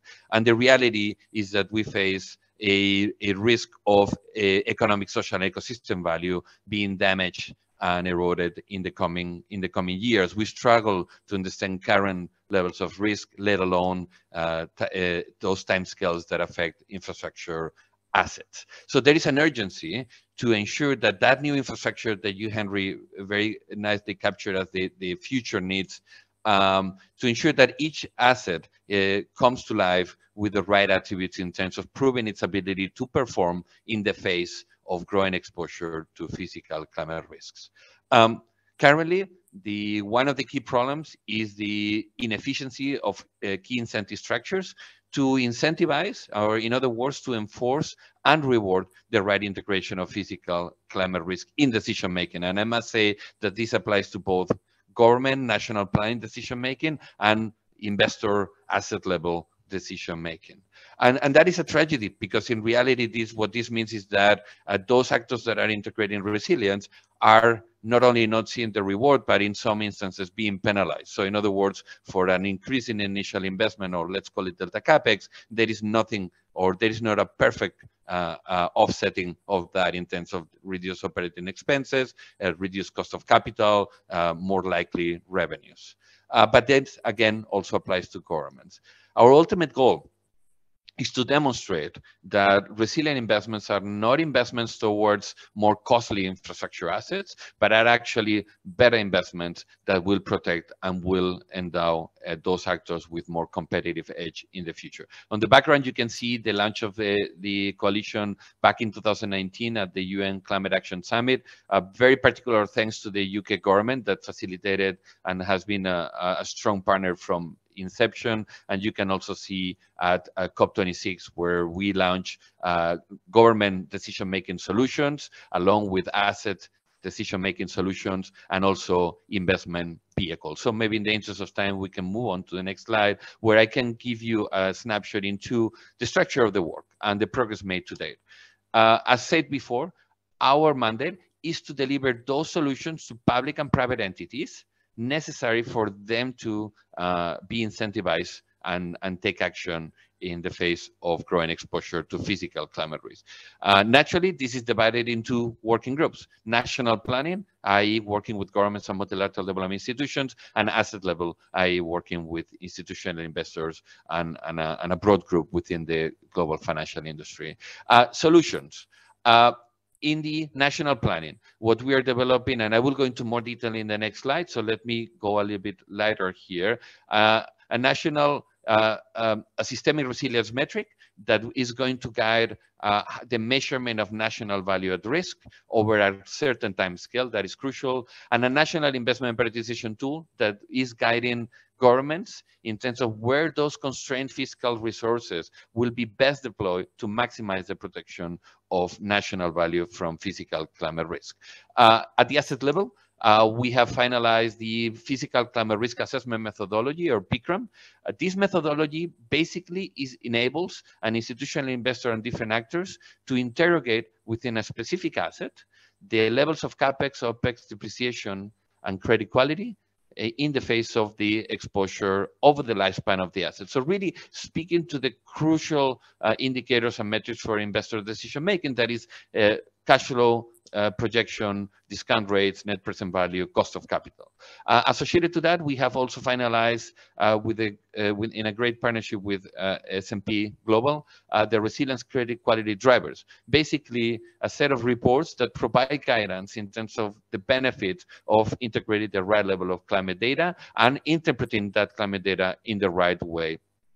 So we have, for our first 4 case studies that are already concluded, and those are real investments, we have those reports that very specifically highlight how this methodology maximizes the benefit in terms of simulated improvements in credit quality for a given asset. So very much that, let's call it holy grail in terms of mobilizing capital for resilience. And then associated to all of these, we are working on the principles for resilient investment. Let me go into more detail at the sovereign level and the work with national planning. And here, as said before, we are developing 2 solutions: the systemic resilience metric and the national investment prioritization tool. We don't have the time to maybe go into due detail here, but let me just highlight the 2 key attributes of these solutions. One is the interdependence between them. So the National Investment Prioritization Tool, and I will show that to you in the next slide, defines what are the top 25, 30 investment actions at the national level where the most economic, social, and ecosystem value will be protected over the next 25 years. The second is the metric that measures national value at risk. And therefore, what we need to find is the attribute of these 2 solutions speaking to each other. Because if we find a solution by which the following of those investment prioritization tool is immediately and proportionally reflected in the systemic resilience metric, what we are unlocking is the political return on resilience. And that is something that we also need to take very good care of. And that is providing the right immediate credit and recognition to that good management of national exposure to physical climate risk. And the second is that the metric needs to speak to some degree of a proxy of sovereign credit quality. So again, as with the asset level, speaking about cost of capital as being the indicator of this going in the right direction, back to the risk pricing discussion. Probably it's best that we go to next slide, please. Thank you very much. And here I can give you just a snapshot into progress on this National Investment Prioritization Tool. You have a screenshot of it in the bottom left-hand side of your screens. This has been developed first pilot in Jamaica, and the Prime Minister of Jamaica and Minister Charles were very positive in speaking about this at COP26. Basically, this tool allows the government of Jamaica to understand where within selected infrastructure networks, the most economic and social and ecosystem values at risk. So basically, it's a very visual and dynamic representation of how risk circulates through selected infrastructure networks. The users can adjust what infrastructure network, what time horizon, what level of probability for a certain hazard, and also the level of granularity, as in being able to downscale this to city level. So really encouraging, and even more encouraging that we are already in discussions to scale this solution to other jurisdictions. And what is also quite encouraging is that discussions are occurring with both OECD and non-OECD jurisdictions. So with this, probably best to move to next slide, and this is the final slide. So here what you can see is the membership of CCRI. We're tremendously proud of this membership, and what you cannot probably capture in this slide is the level of commitment. We have more than 10 actors that contribute with 3, 4, up to 11 colleagues over a 2-year time span to develop CCRI solutions. So we're incredibly thankful. And what you can see is also diversity. We spent a lot of time in ensuring that there was a proper representation, not only broadly speaking across public and private, but about the different subcategories that are all crucial in developing solutions. So in closing, and just capturing that right now we are representing 25 trillion in assets, there's a lot of work to be done ahead. We are very excited that the work of CCRI is translated into capital mobilization, with the first vehicle being discussed in the Asian region, quickly having discussions about Africa, Latin America, and the Caribbean. And in those discussions, we are aiming to mobilize 5 billion by COP27, utilizing these solutions that many actors are expressing their satisfaction for them to mobilize their capital and instruments associated to it. A lot of support needed in raising further awareness and that convergence that we have discussed. But conscious of time, I will stop there, Henry. Thank you very much. Thank you, Carlos, and great to see that the evaluation of risk is sort of moving forward with so many partners. Great work there. So a final speaker, Matthew Jordan Tank. I'll give you the floor. Okay, great. So Henri, thank you very much. Good morning, good afternoon, good evening to everyone. First, I'd like to express sincere thanks to the GI Hub and the IWG for the opportunity for the MDB Infrastructure Cooperation Platform to contribute to this important session on standards. I'd like to provide a brief background to the ICP.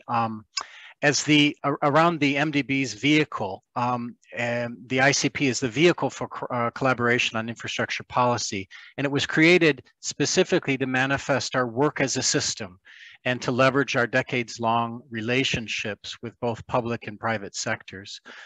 It's useful to take a moment to review how we arrived at this point in the development of global sustainable infrastructure standards. This particular discussion today, I think, should be seen in the context of the last decade of work. Those of us who have been for many years involved with the IWG will have been a part of the first discussion sometime around 2012, so in fact a decade from here, regarding the global infrastructure gap and the desire for infrastructure to develop into an asset class. We also realize that it's not necessarily the capital that's in short supply, but in fact the supply of well-prepared bankable projects.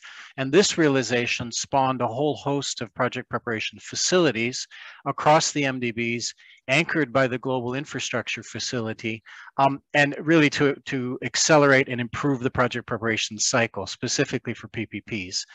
Another realization coming out of that was that private sector mobilization is, of course, critical because neither the emerging market governments nor the MDBs collectively can provide all the financing and funding needed.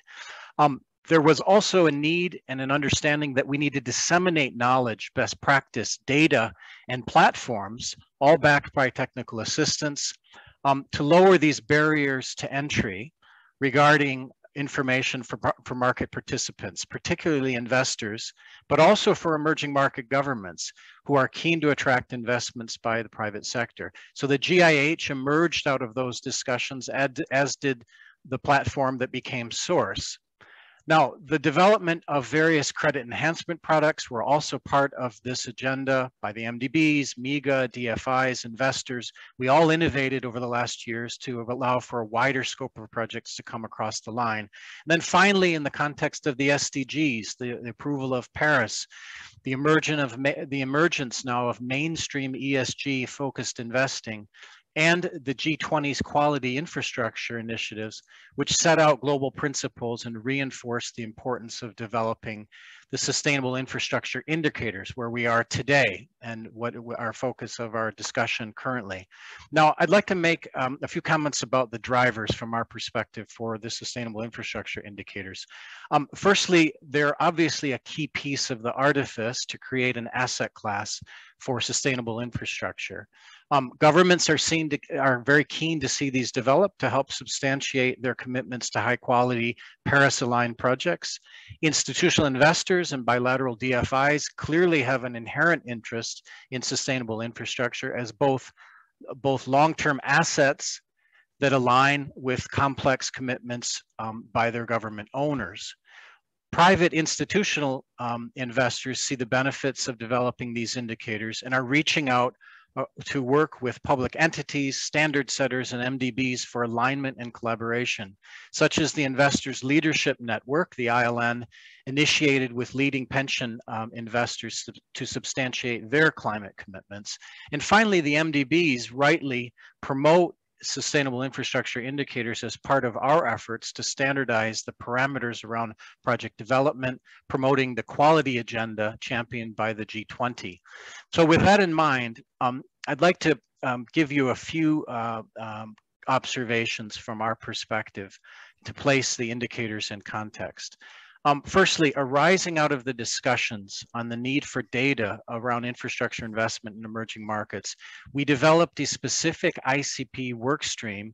This was spearheaded by the IADB and the World Bank and backed by great work done by the IFC, of course, on quality infrastructure indicators. The effort was then further developed through the aligned indicators for sustainable infrastructure.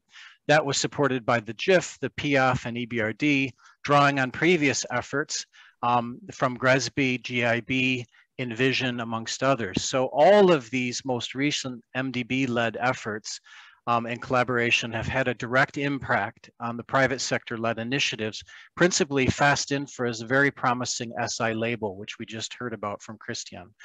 Now, there is much discussion now, of course, about where all of this will lead next. Here are some considerations, I think. Firstly, it's normal that the development of standards is a gradual process for global industries such as infrastructure, with a flurry of ideas and initiatives from different parts of the industry. So it's right and natural that governments, MDBs, DFIs, think tanks, banks, and investors have all developed indicators. These efforts are not necessarily mutually exclusive. In fact, many of the entities mentioned here earlier have in fact collaborated to a substantial degree. In fact, analysis we did at the ICP showed that 90% of the SI indicators included are in fact found in common across the various indicator initiatives. So this is healthy, and it shows that infrastructure is inherently collaborative. There's also a high degree of consensus. We all know that projects are complex. They require many inputs from many different disciplines and areas of expertise and multiple sources of financing and funding with deep commitments from the public sector. So work on the SI indicators is no different in that regard. Now, one would expect to see some consolidation of initiatives around indicators over time. And then again, this is natural for any industry that works to develop standards for itself by which its activities can be assessed and measured. So in my view, it's likely that there will be more than one set of SI indicators that gains widespread recognition. Again, the eventual arrival at a limited number of SI sustainable infrastructure indicator sets developed, promoted, and recognized as international standards is not uncommon in many industries. Indicator initiatives need support from both governments and the private sector, and the MDBs, as entities with deep ties to both governments and the private sector, are very well placed to act as test beds for the developed approaches. So I would suggest to you that we apply the various indicator sets that we have in front of us now to a handful of real world projects under development with our project preparation facilities across a range of different sustainable infrastructure sectors, and to effectively to test their suitability. Do they achieve what is expected of them? Do they have the catalytic effect with investors and financiers as a certification of quality, alignment with Paris and the SDGs? Do they facilitate mobilization of capital, including blended concessional finance so needed for the energy transition and the decarbonization of the traditional hard to abate sectors? And finally, can ESG priorities be replicated if these indicators were to be utilized in a consistent manner for similar projects? And so MDBs have been and will continue to collaborate and work as a system via the ICP, with the IWG, with the hub, and the private sector. It's time, in our view, to put the indicators through their paces in a rigorous, meaningful, and objective manner. Over time, this will help us all arrive at a way forward for this critical piece of our collective global agenda for sustainable infrastructure. Thank you very much. Thank you. Thank you, Matthew. And a great point on convergence doesn't necessarily mean that we need to end up with only one set of indicators. The most important is to enable, I guess, as you say, sustainable infrastructure as an asset class to exist in order to unlock this private capital appetite for those type of investments. So thanks to all the speakers. I'm not gonna pass the floor to Marie in the investor session. Thank you. Thank you very much, Henry, and thanks to all the speakers on session 2. Of course, there is indeed a lot to digest from what we've heard from our colleagues. But definitely, I think we've heard some really key messages around the fact that really for both developing and developed economies, the ESG, I would say, wave is at the magnitude now that all governments should look into way to respond to that demand. So a quick logistic point at this stage, we will just reverse the session 5 of the session 4 to allow our colleagues from the private sector to get to their commitments as we are slightly behind on time. So we'll start with session 5 now. And really this session is to hear from real on the ground perspective of investors in both developed and developing economies. And what does it mean ESG investing for them? And also, what are their perspectives about really getting what governments can do to leverage the appetite of the ESG investing through for the private sector? And also their views on what they think a group like the G20 could do to accelerate this uptake. So it's really my pleasure to introduce you to the speaker for this final session. We're all eminent executives from the private sector. And so let me start by sharing some of their bios, and then we'll get into the interactive part of the session. So the first speaker is Thierry Deo. Thierry is the Meridiam Chairman and Chief Executive Officer. The Meridiam is based in France and specializes in the development, financing, and management of long-term and sustainable infrastructure projects, and has to date more than 100 projects in development, construction, or operation, with a large contingent of projects in Africa. And for some of you who follow also the work of the GI Hub, between Meridiam and the GI Hub, but as well as the World Economic Forum, we've also dedicated time and resources to upskill public servant in Africa for the Africa Infrastructure Fellowship Program, which the second cohort has just concluded. The second speaker is Sadek Waba, is the chairman and managing partner of I2 Capital, a global infrastructure investor based in the US with more than $33 billion of assets under management. And Sadek speaks often on the need for infrastructure investment to promote sustainable economic growth and on infrastructure financing that leverages the public and the private sector in a coordinated manner and through the right approach and institutions. The third speaker is Seth Tan, who leads the Infrastructure and Development Finance in the Structured Finance Department in Asia Pacific at Sumitomo Mitsui Banking Corporation, SMBC. Previously, Seth was the founding head of Infrastructure Asia, who many of you know as an institution, and that institution aimed at enabling private sector participation in infrastructure projects in APAC, and that was done at the initiative of the Singaporean government.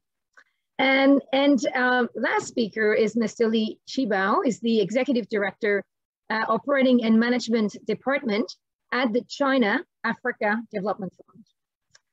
So now that I've made that kind of short introduction to all of our distinguished speakers, let me start with you, Thierry. And I think we've heard a lot earlier on from all of us standard setters, all of the activities that is existing. And of course, you know, some of those standards are really well developed in the developed economies, but given the strong focus on developing economies that Meridiam has, and the fact that also through the lens of an enlisted infrastructure fund, I'm interested to get your perspective and what you think about what has been presented through that previous session, and really about, you know, how ESG could mobilize private sector for the climate transition. What do you see really on the ground for the high demand for ESG data, and also that need for convergence? So I think that would be interesting to get your perspective. And if I may, you might also want to share a little bit, what is your strategy for ESG and sustainable infrastructure investment, and how you are integrating an ESG principle and standard into your investments decision. So Thierry? Thank you, Mary, and thank you for inviting me at the Infrastructure Working Group today to contribute. I think I would support a number of things that were just said in the previous panel, in particular picking up on some of the points that Frédéric and Christian on Fast Infra have mentioned. Perhaps a little bit of background. I mean, Meridiam is a long-term, mostly greenfield infrastructure investor, and that ESG has its importance in that particular context. I think we've started at the outset by integrating ESG standards, in particular the IFC standards, into our investment policy and into all our processes. And I think that's very important because we saw it as having two major impact for us. One is risk management, and the second is optimization of whole life costing of our assets, given that we are 25+ year investor. And those two things, obviously, when you apply these ESG standards ex ante, because that's really what they are, were quite important to us in terms of developing our strategy. But it's quite important to insist on the fact that unless it's integrated fully into your investment processes, it's inefficient. While this was for a while sufficient, as mentioned by Frédéric, this only produced, let's say, policy or process type data rather than outcome or impact data. And clearly, because it's mostly how you do things, how you prevent things, and it's good for risk management, but it wasn't necessarily good enough for us in terms of driving our portfolio and our asset into more sustainability. And we know that ex-ante thinking is good, but it's never good when you're investing for 25 years because life changes around your assets. So we complemented that by with a impact approach, and we actually developed a number alone or with other players of the market methodologies to actually get the data that would allow us to drive the performance, the ESG and performance of our assets. So we chose basically the SDG framework as a framework to create this data, this set of data. And we've also focused on, because of the SDGs are rather broad, so when it comes to climate, work with the industry, some players of the industry like the AFD, for example, to develop a methodology to calculate the temperature of our portfolios and our assets. So the alignment to the Paris Agreement, we now have data, as well as we have other data on other type of SDG, including biodiversity, including inclusion and other type of socioeconomic data for ESG.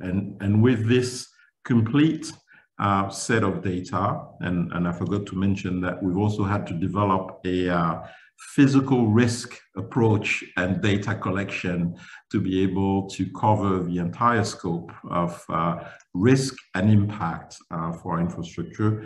We're now quite able to really ex ante propose an investment policy that today is even fully compliant with the EU taxonomy, for example, but also drive risk management and drive performance throughout the data life. So having said that, I think when it comes to more generally trying to scale up, and this is one of the reasons why we participated very actively in the Fast Infra initiative, we have a lot of resources because we are a fund manager.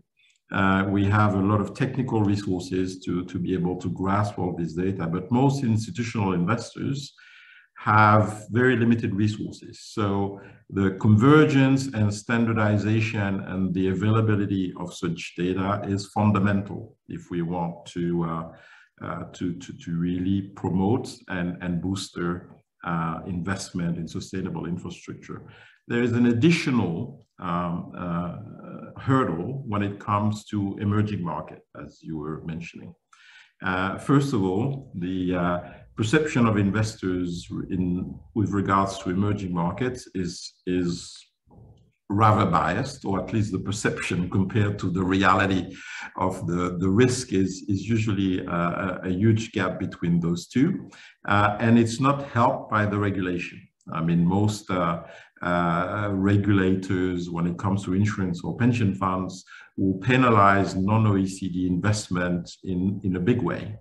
And so one of the ideas I've been pushing quite a lot, and this is perhaps something that within this framework that you are developing and that the G20 can support with the support of the GIH, is also addressing this regulatory issue on capital charge and the way risk is perceived by a regulator, especially when it comes to emerging markets. I do believe that if we go further in terms of standardizing the sustainable infrastructure asset class, it should have a premium rather than a discount in terms of being put in portfolios for institutional investors that are Europe or North America or elsewhere based to actually favor such type of investment,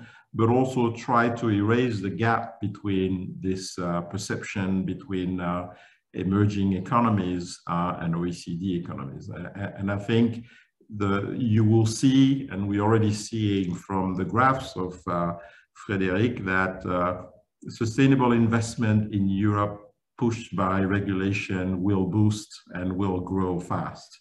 But it will not grow fast unless we do something for the emerging markets. And that gap is fundamental, and I think that's where it lies. But perhaps I'll stop there because I've been over my time. Thank you very much, Chair, for sharing that perspective, because I think you're touching on something I also wanted to discuss with you, because within the EU and the development of EU taxonomy, I mean, there has been now a big take-up pushed by the regulations. And I'm just interested to get your perspective, because of course you're investing quite largely in developing markets, but also in developed economies. And so now looking back at those two, and your situation now within EU and what is imposed under EU taxonomy, how does it affected you? And how do you see I mean, literally having regulation in place, accelerating that phenomenon? I mean, I would just be interested to get your thoughts on that. I mean, very briefly on that, the EU taxonomy for me is a big boost, and it's a positive. I mean, there are some necessary additional steps, because today we only have a green taxonomy, we don't have a social taxonomy, and we don't have a transition taxonomy, which is quite important for the next thing I'll say. In Europe, in OECD, the taxonomy, it's very easy for us to be 100% compliant. When it comes to emerging markets, I think the taxonomy penalizes a number of development and transition in the emerging markets, especially when it comes to a number of things like natural gas, or when a country has natural reserves in the emerging economies, it's very difficult to tell them to turn away from it and to go 100% renewables overnight without having a secured baseload. And so we need to find a way to actually find the path, a transition path for the emerging economies to this fully compliant taxonomy. Otherwise, I think we will be penalizing their development, and we will be penalizing their transition. So to me, it's great for Europe. Unfortunately, it affects every European investor and every multilateral agencies or banks like the EIB with regards to their investment in the emerging market. So we have to be very careful not to turn off the tap with the taxonomy. That's very insightful, because I mean, hearing from you, having a taxonomy is a good thing, but you need to ensure that you work transition pathways. And then once this transition is actually outlined properly, the taxonomy, even within emerging markets, could happen and then be beneficial. But it's just really the sequence that you're outlining. Thank you so much for sharing those very important points from your experience with both within both developed and developing economies.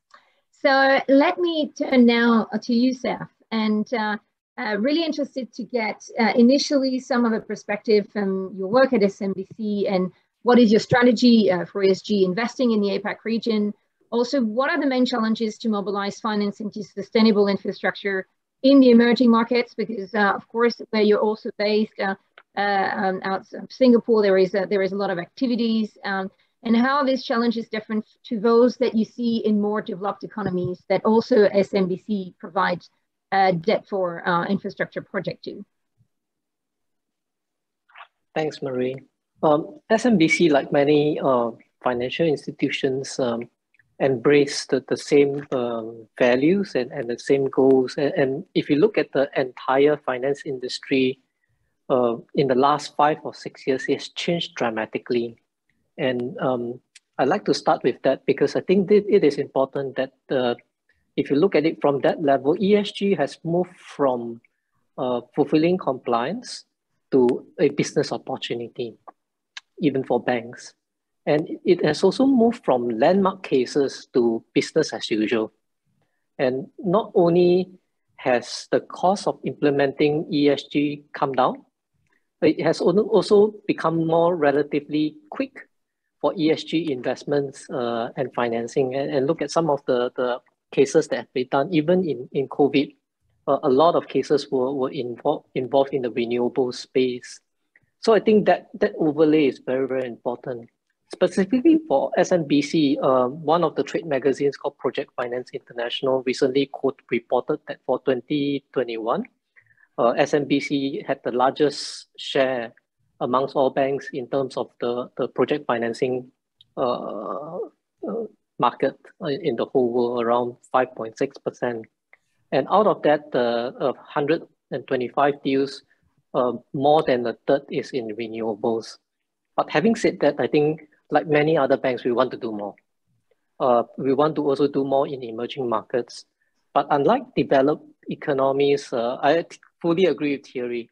There are some perception blocks and there are some issues with funding.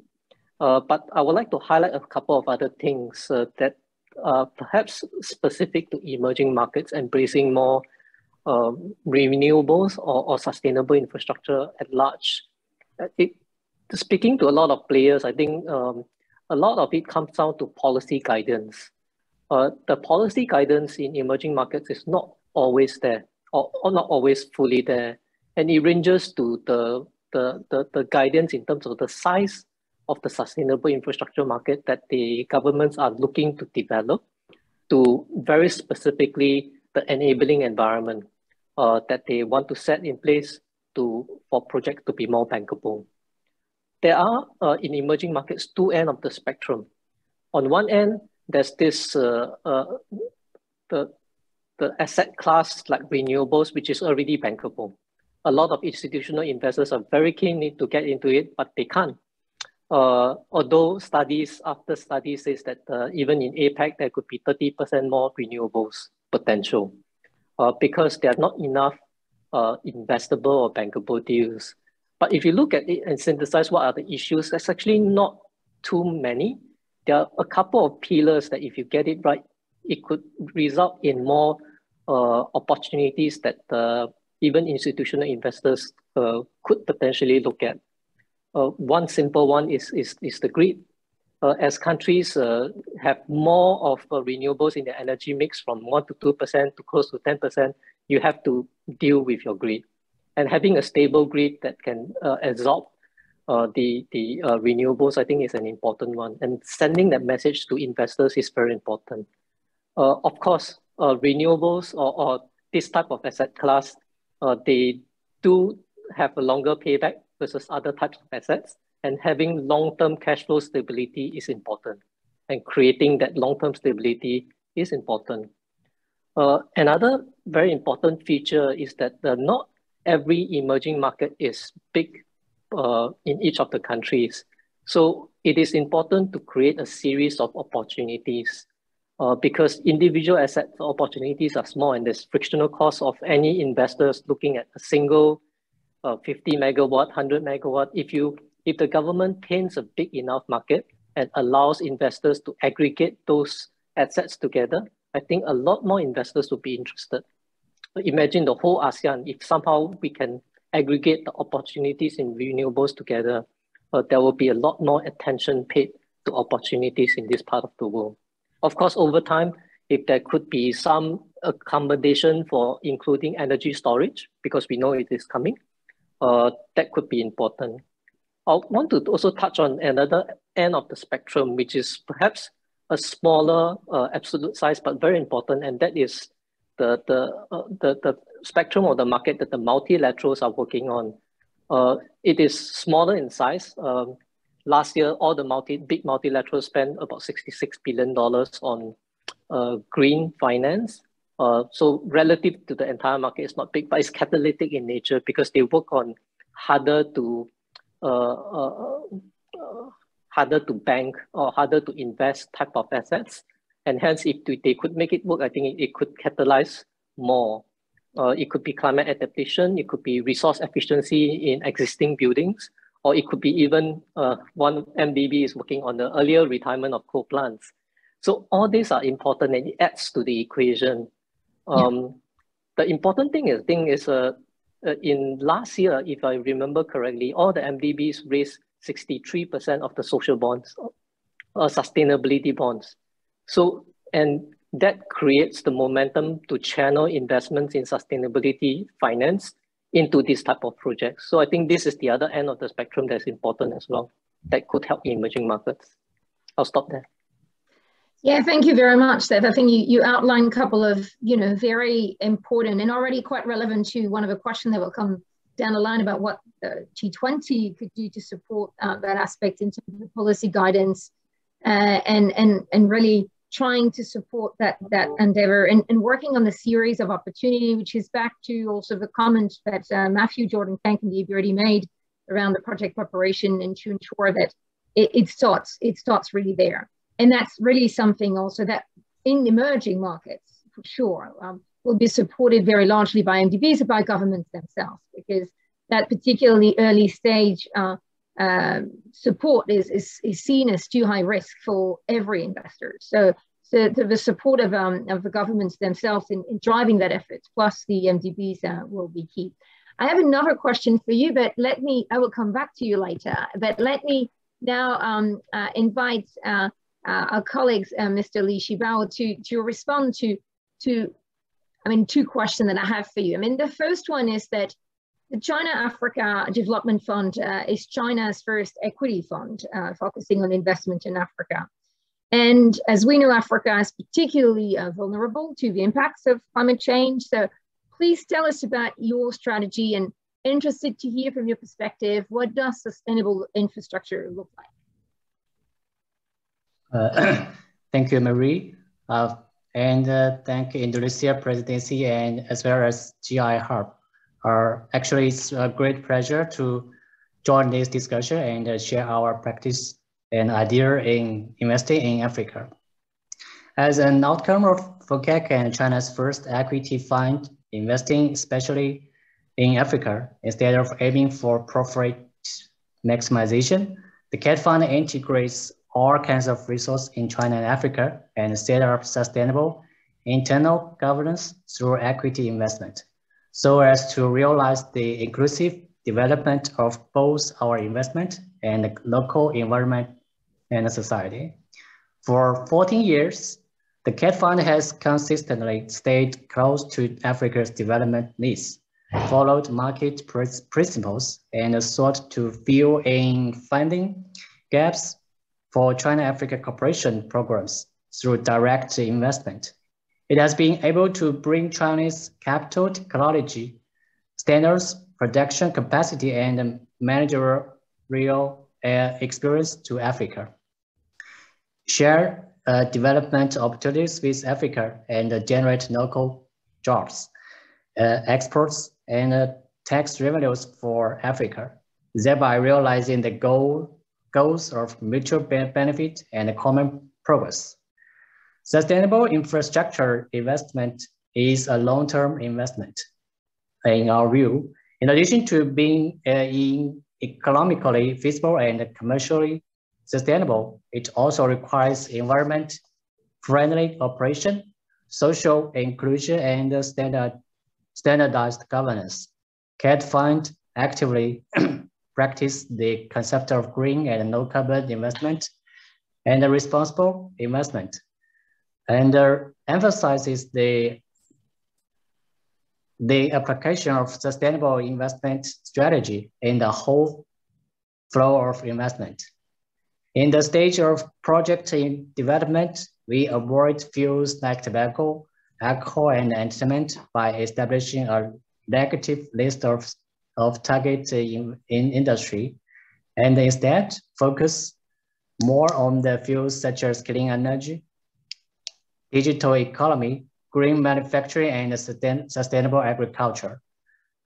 At the same time, we evaluate our partners' historical performance and future planning to ensure that the partners have the same vision of sustainable investment with CAT fund. In the phase of project appraisal, we evaluate their project's value from an ESG investing perspective. In terms of ecological protection, the projects have to carry out environmental assessment of the whole life cycle, estimate the cost of environmental protection, and deal properly with the wastewater and exhaust gas from the project operation. From the aspect of social responsibility, the project should benefit the local people and the communities, provide local job opportunities, and protect the rights of employees.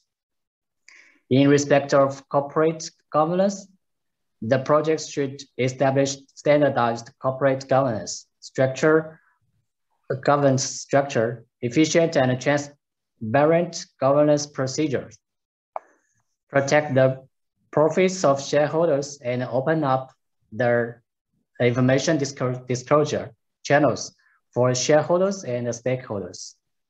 In portfolio management, we dispatch the directors and senior executive to exercise shareholders' rights, supervise and promote the continuous and standardized management of the project, and continuously monitor and evaluate the performance of the project in terms of ecological environment, social impact, and corporate governance, so as to ensure that the project is implemented in the established direction and achieve the expected results.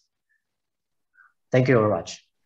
Thank you very much, Mr. Lishabal. I think that was interesting to hear from your perspective also what indeed you're looking into. And I think you mentioned aspects also particularly of transparency, disclosure, and all of the aspects of ESG. So I think that's very interesting also to hear that really that ESG push is coming from investors from all across the board. So that's really really interesting to hear.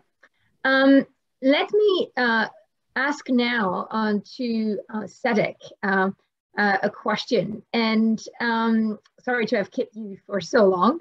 So as you know, in renewable, we only get us part of the way to meeting Paris Agreement targets.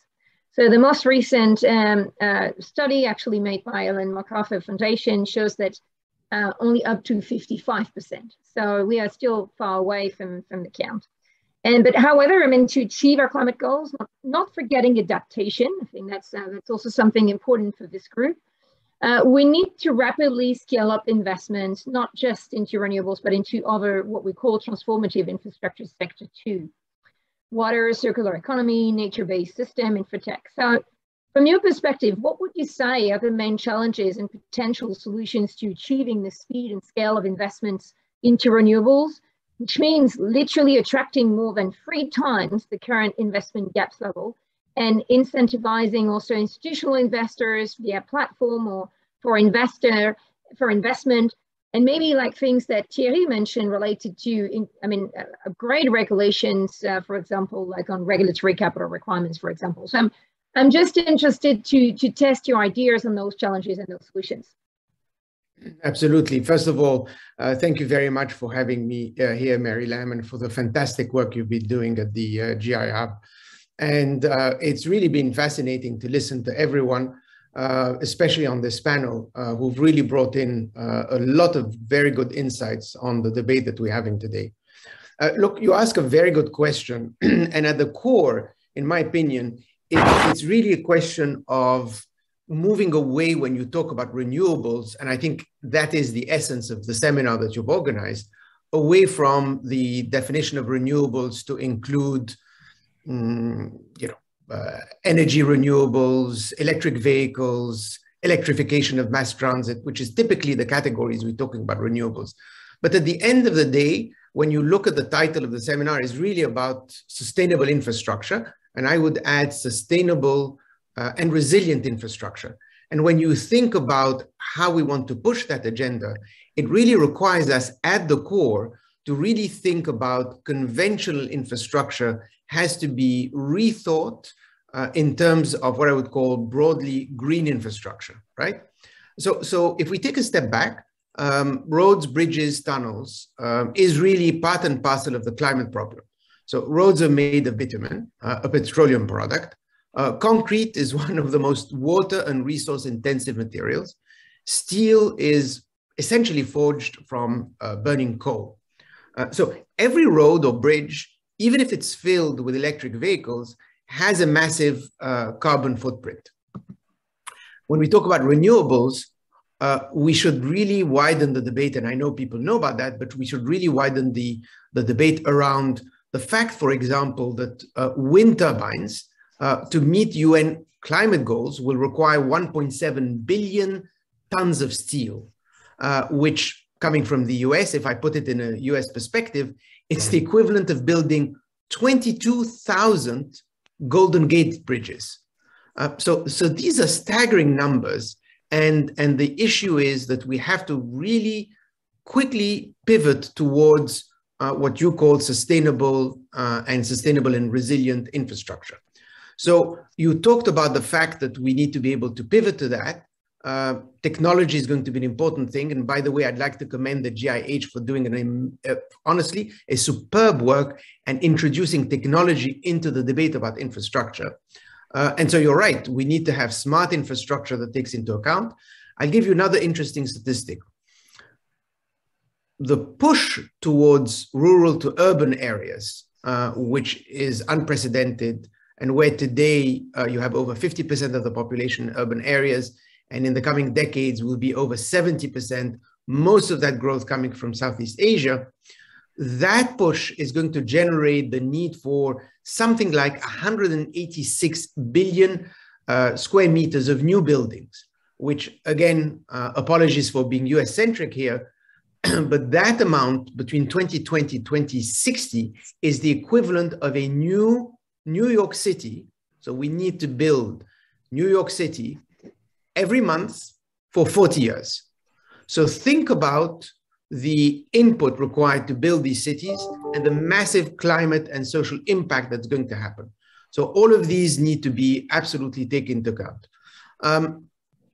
As a quick parenthesis, because it's important for this audience, at least here in the United States, the Biden administration's $1.2 trillion infrastructure bill is unique in two respects. First, in terms of its size, it's the first time that we have that kind of amount since, frankly, the 1950s.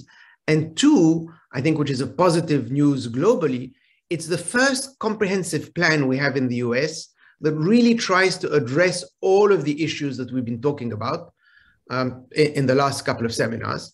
And that, I think, is unique because it really goes into sustainable infrastructure. At least it starts that dialogue into sustainable infrastructure for water, as you mentioned, for transport, for roads, for bridges, as well as, of course, for renewables. And what Thierry has said, which I think is extremely important, this aspect of transition energy, which we really need to think much more about and how we characterize it. So I'll stop here.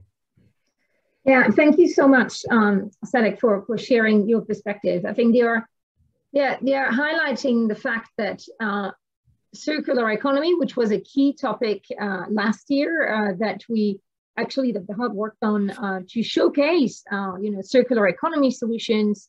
Circular economy, for example, is not only about trying to support the environmental aspect, but through the work that we've done, we show the impact it has on inclusivity. We also show the impact it has on cost. And hearing from some of the experts that some of those roads that they are putting together are actually cheaper with using circular economy solutions. So I think that's important then from your perspective that, we need to look at all of those aspects together. That the sequencing is important, but they cannot just be done one after the other. They will actually nurture the sustainable infrastructure. Alongside with the right policy that needs to happen on this front, as it was also mentioned by Seth. I'm very much conscious of time, and I know you have, as many of you, very busy schedule ahead. So let me probably conclude here with one question that I would like to hear like 2 minutes each of you on. And this is around the fact that, this year, the suggested end of the year deliverable for the sustainable infrastructure priority is to develop a deliverable to provide a framework of concrete action that could help to scale up sustainable infrastructure investment.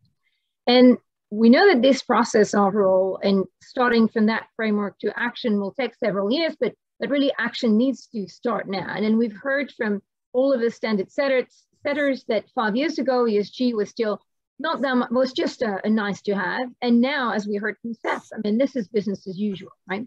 So what would you like to see from the G20 in terms of deliverable framework and that could generate action on sustainable infrastructure, and why? So we'd be really keen to hear from all of you, maybe starting with you, Thierry, again. Thank you. I think it is important and I think the G20 has sort of convening power to drive this convergence, because I think As I said, the availability of data and the comparability and some sort of standardization, but maybe not standardization, let's use convergence, is quite important in the short term, because a number of things are being developed left and right. It's not consolidated enough to create the mass volume that we need to solve the problem. So I think that for me would be in the framework that you are facilitating for the G20 an important piece. And I think it's fundamental because nobody else will do it. Thank you so much, Thierry, for your insight on that. And Seth, if I may come to you. I have two thoughts. I think one is G20, if you look at history, G20 is actually quite relevant during times of crisis in 99, in 09, and now. Now you can call it now a season of crisis or sustainability, post-COVID recovery, and meeting SDG goals and climate risk. So I think G20 in itself, I think number one, could be collectively a huge market. It is a huge market, but it could be a huge market for sustainable infrastructure, which in itself is very important for the private sector. For private sector to look at a certain asset class, there must be enough of a series of deals. And hence, I think collectively converging in terms of the various things that was discussed in this panel and also in the earlier sessions, a lot of good work is already being done. But how do you implement it? I think it starts with us. If you start to get it going and big success, I think it is very important. The second thing I think is also leadership by example. Now that there's a lot of good things going on in the sustainable infrastructure investment space around the world. Some are focusing on some elements like renewables, some are more comprehensive, like what Sadiq was mentioning. I think it is important to showcase some very good examples, how one stone kills three birds, if you like. For example, investments that help with post-COVID recovery, but at the same time, help countries meet their sustainable development goals, their NDCs, and at the same time, focuses on resilience over time. If those good examples can be exhibited, it gives real life and flesh to the bones in terms of what others could follow. I think this is what another aspect that the G20 could take leadership on. I'll stop there. Thank you very much, Steph, for sharing your thoughts. I think you definitely pointed out on two things that I think the G20 and WG could really consider doing. And this will be discussed actually more in detail tomorrow within the group. Mr. Lishibao, if I can call on you for answering also that similar question. Okay. As for scaling up sustainable infrastructure investing, we believe the key lies in balancing economic, environment, and social benefits. So it's very important to enhance the communication. At the G20 level, we appeal to continue exerting the advantage of the platform and enhancing the coordination and cooperation under the mechanism. Firstly, the G20 could develop more information sharing platforms to enhance the knowledge sharing among countries, between governments and enterprises investors. Secondly, making good use of the advantages of the personnel and experience, creating more training plans to share best practice of sustainable investment and improve the capabilities of the institutions and enterprises that are willing to invest in sustainable infrastructure. Thirdly, enhancing co-investment. As an institutional investor that concentrates on investing in Africa, the CAT Fund do wish to cooperate with investors and enterprise worldwide to co-invest in sustainable infrastructure in Africa and together make contribution to the sustainable development of Africa. Thank you. Thank you, Mr. Shibao, for your thoughts. And I really note the information sharing, but also the need to call upon more core investment, which is something that, as we could eventually also sometimes think about this as a blended finance, which is a very broad definition. But there is definitely a lot of work that the G20 IWG has done in that regard. And I want to highlight here the innovative funding and financing work that we started at national level, that the OECD did last year at the subnational level, and also the webinar series that we currently have with IFC on really showcasing some of those deals, because the reality is that it's really important to look at all of those trenches of investment, their appetite for sustainable infrastructure, how do you align it to ensure that you could get the deal emerging in the right time. And Sadek, may I also ask your perspective on how the G20 IWG could advance that important work on sustainable infrastructure and really tangibly scale up for you as an investor? What you would like to see? Look, there's been a huge amount of effort which has been critical in getting to this point, in developing taxonomies and standards and so on. But this, of course, has always also led to a little bit of greenwashing, and everyone has his own little definition of what it is that they want to do. So that at some point has to stop. And I think we need to go beyond convergence. We really need to recommend standards for sustainable infrastructure that not only takes into account new projects, but more importantly, addresses retrofitting of existing investments through green CapEx and OpEx. So that, I think, frankly, the private sector is not going to listen ultimately to any recommendation so long as these are recommendations. We need to have adopted standards. Otherwise, you'll continue to get a hodgepodge of different definitions and standards. And that has, in my opinion, to stop. Otherwise, you're not going to make progress. We have plenty of knowledge. Everyone is putting a lot of time and effort into this. And I think it's time to go beyond conversion and effectively establish those standards.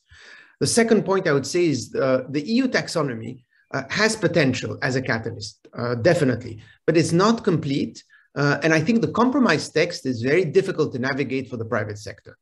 From my perspective, it's good, but not good enough. A case in point is the leaked language on the inclusion of nuclear and gas as transition fuels, and then the current debate this has sparked. So as it stands today, it's extremely difficult to fully gauge really the investment that fits into the criteria. And many times, and it was talked about that, the social and governance aspects, basically the do not harm elements, have been sidelined. So globally, there's no sign of universal application. You have the UK planning its own taxonomy, Singapore, Japan, China, all launching their own initiatives. So we really need to be able to coalesce around that. And I think the G20 has the ability to do this, because otherwise we're going to be running into the same mapping fatigue we've encountered with sustainability reporting standards. So this is the chance. And I think, Mary Lam, the GI Hub is well positioned to establish the standards so we can all follow you. Thank you very much, Sadek. And I really note your very bold message that says that, I mean, literally the private sector needs a clear signal, which is convergence, but even beyond is adopting standards. And I think we've seen in the recent years for assets that are not necessarily only infrastructure, that work on the TCFD for listed infrastructure, but now the emergence of the work that is really followed very closely by the Sustainable Finance Working Group on the establishment of the ISSB. So I think a big question will also be, what are those principles for corporate finance that could be applied for project finance, which is in the end one of the main vehicle that would be used to finance infrastructure. Look, I really would like to thank every one of you for your time and for your insight. And I know we've been slightly over time. So thank you for your patience, and also, again, for all the messages that were particularly insightful at this juncture ahead of a discussion of the G20 group tomorrow.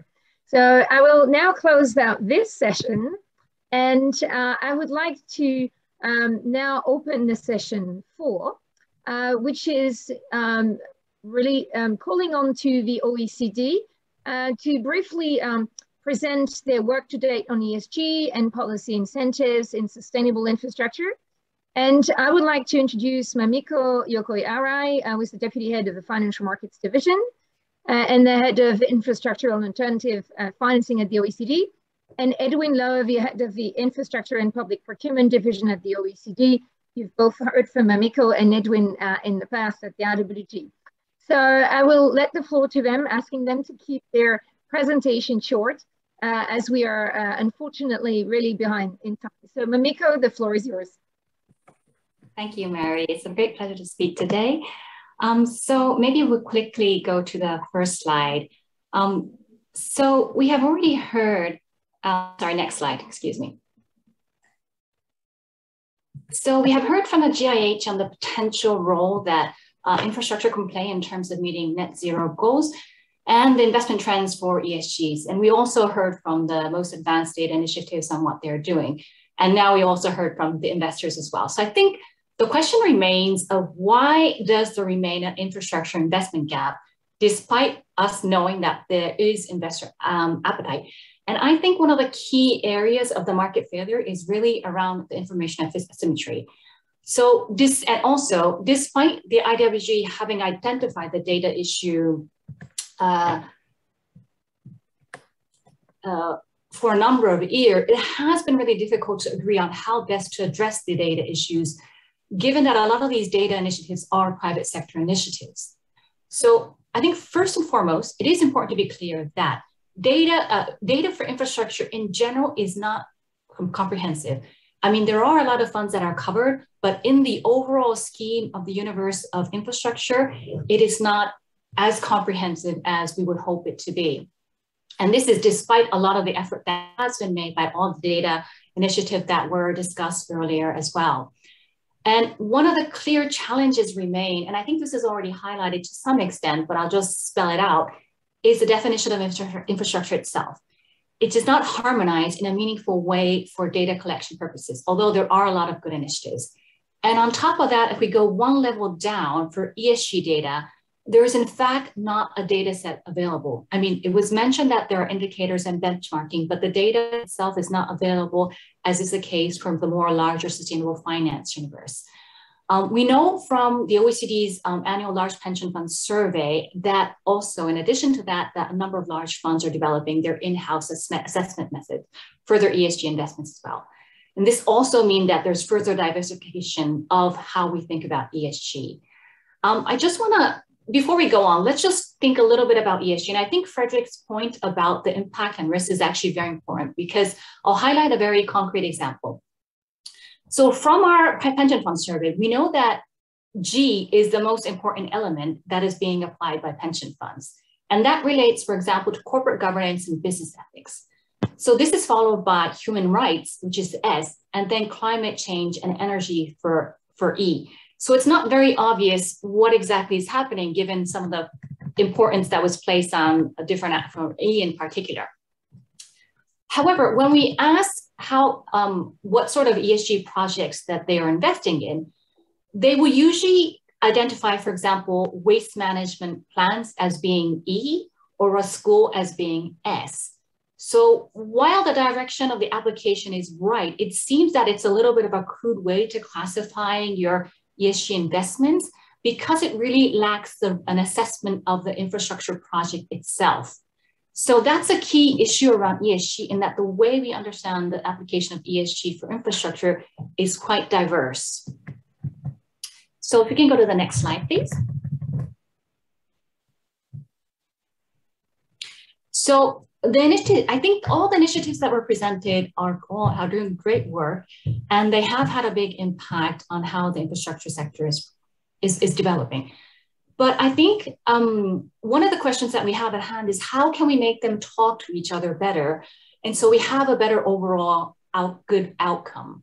So I just wanted to talk a little bit about each initiative a little bit more specifically, and what they are really doing in a comparative perspective, not on an individual perspective. For example, EdHec Infra, I think their TICS infrastructure classification system is one of the most widely used in the industry. And they have indices around for infrastructure and also asset value data. GREBS has aggregated data through its assessment, and it has a very large database. On the ESG front, as was presented, they have a benchmark system which assesses 558 assets and 149 funds for their ESG performance. Now, there are other initiatives that are not necessarily covered by the presentation, and one is PRECREN. That is a database for alternative assets provided from the fund managers. And they have what they call an ESG transparency index, also an ESG risk evaluation and impact assessment at the fund level. And this builds on 39 indicators, but one of the problems is that they primarily are based on a yes-no response rate, which means that, for example, if they use the SASB, do you consider key ESG factors in due diligence? The answer will be a yes or no. So it's not very specific assessment. So there is a little bit of problem of how these indicators are being developed and the specificity you have to have. Another one is Refinitiv, and they offer infrastructure data at the project level, and they have about 55,000 projects from about 100 countries. And they don't have an ESG metric per se.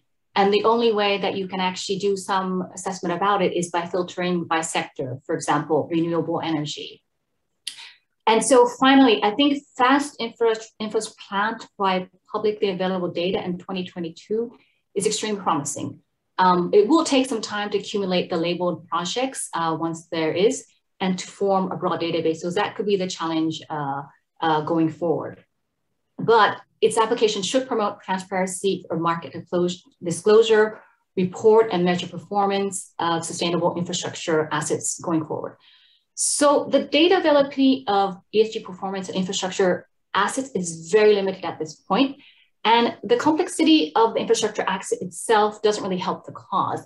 There is an issue about the awareness of practitioners. I think today's investors, they know very well all the various ESG tools, but some of the other smaller outfits may not know, and they may not be thinking about it in terms of their due diligence process as well. Also, I think one of the key issues is that production of ESG data could be extremely expensive because measuring the carbon footprint is very costly. Obviously, its application is much less understood than for real estate or corporate investments. So there are differences in definitions for infrastructure and ESG make the different data sets not really comparable, although I think TICS has certainly supported this to a large extent. So I think there are a couple of things that we might think about, and it's already been addressed as raised already. And this is really about how we can invite greater transparency by better and digitalized reporting, for example. Can we go to the next slide, please?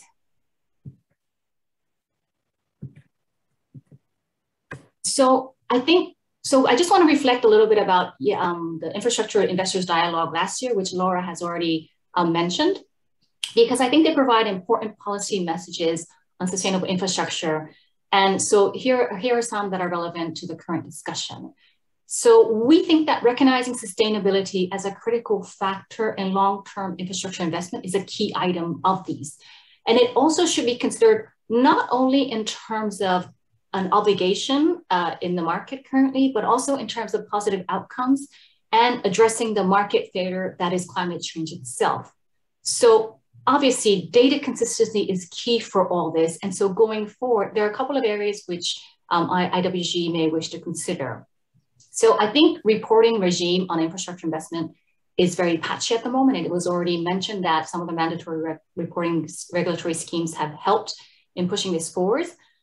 Within the OECD, national account statistics has been discussing the definition for infrastructure, although only 4 countries currently collect infrastructure as part of their national accounts. So that's one area. However, they have already started to discuss the definition. So these sort of discussions and converging them can certainly help. In addition, corporate reporting, which is much a broader issue, but it could be improved for infrastructure projects in particular. And obviously, I already mentioned the digitalization of reporting, which would improve the transparency of projects quite a bit.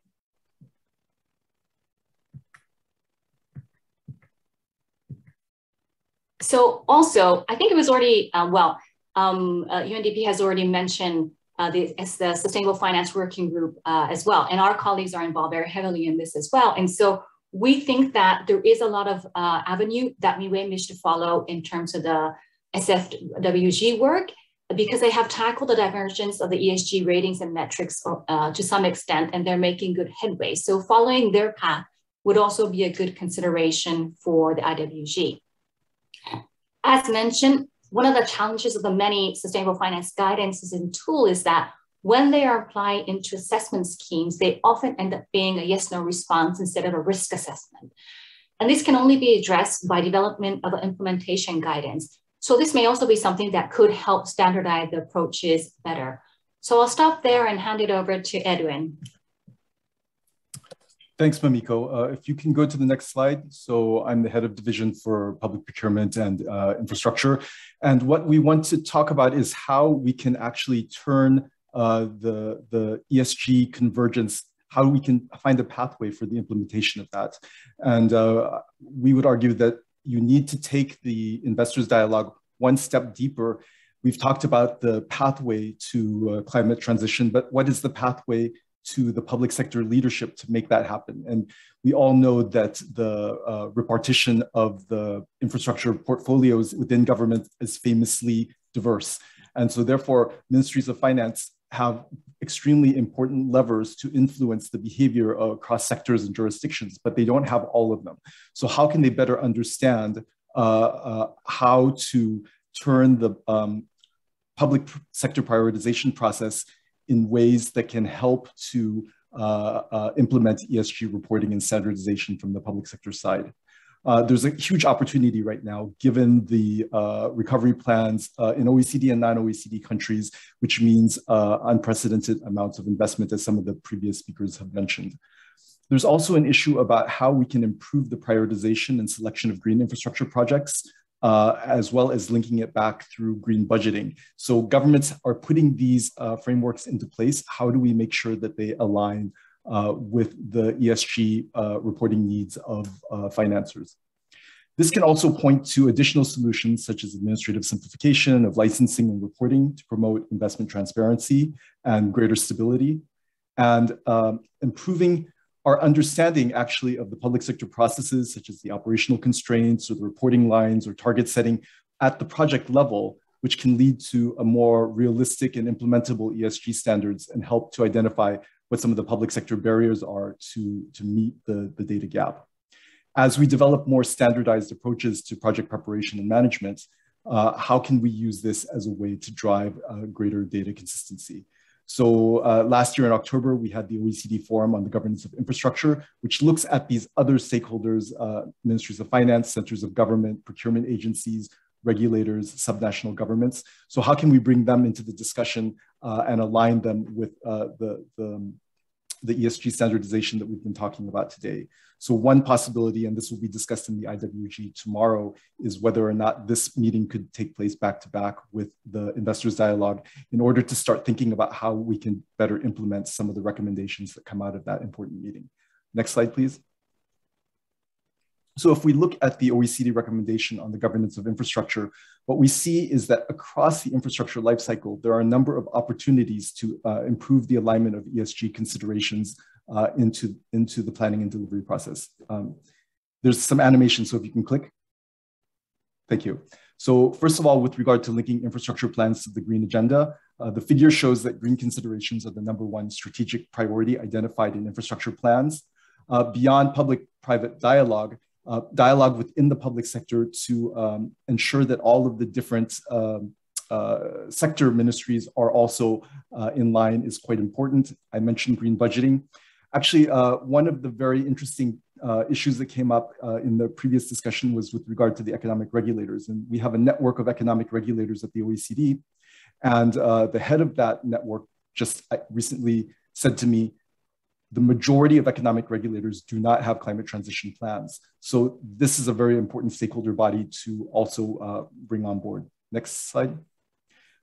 In terms of the crowding in green financing by investing in the right projects, ensuring that there is a public sector pipeline of quality infrastructure projects has been an issue that's been raised a number of times. The OECD Green Recovery Database shows that 21% of recovery expenditures have a positive impact on carbon emissions. 10% have mixed or negative, but the vast majority, 69%, have an indeterminate effect. So the public sector is really lacking those criteria where they can prioritize and choose projects which will meet ESG criteria. Next slide.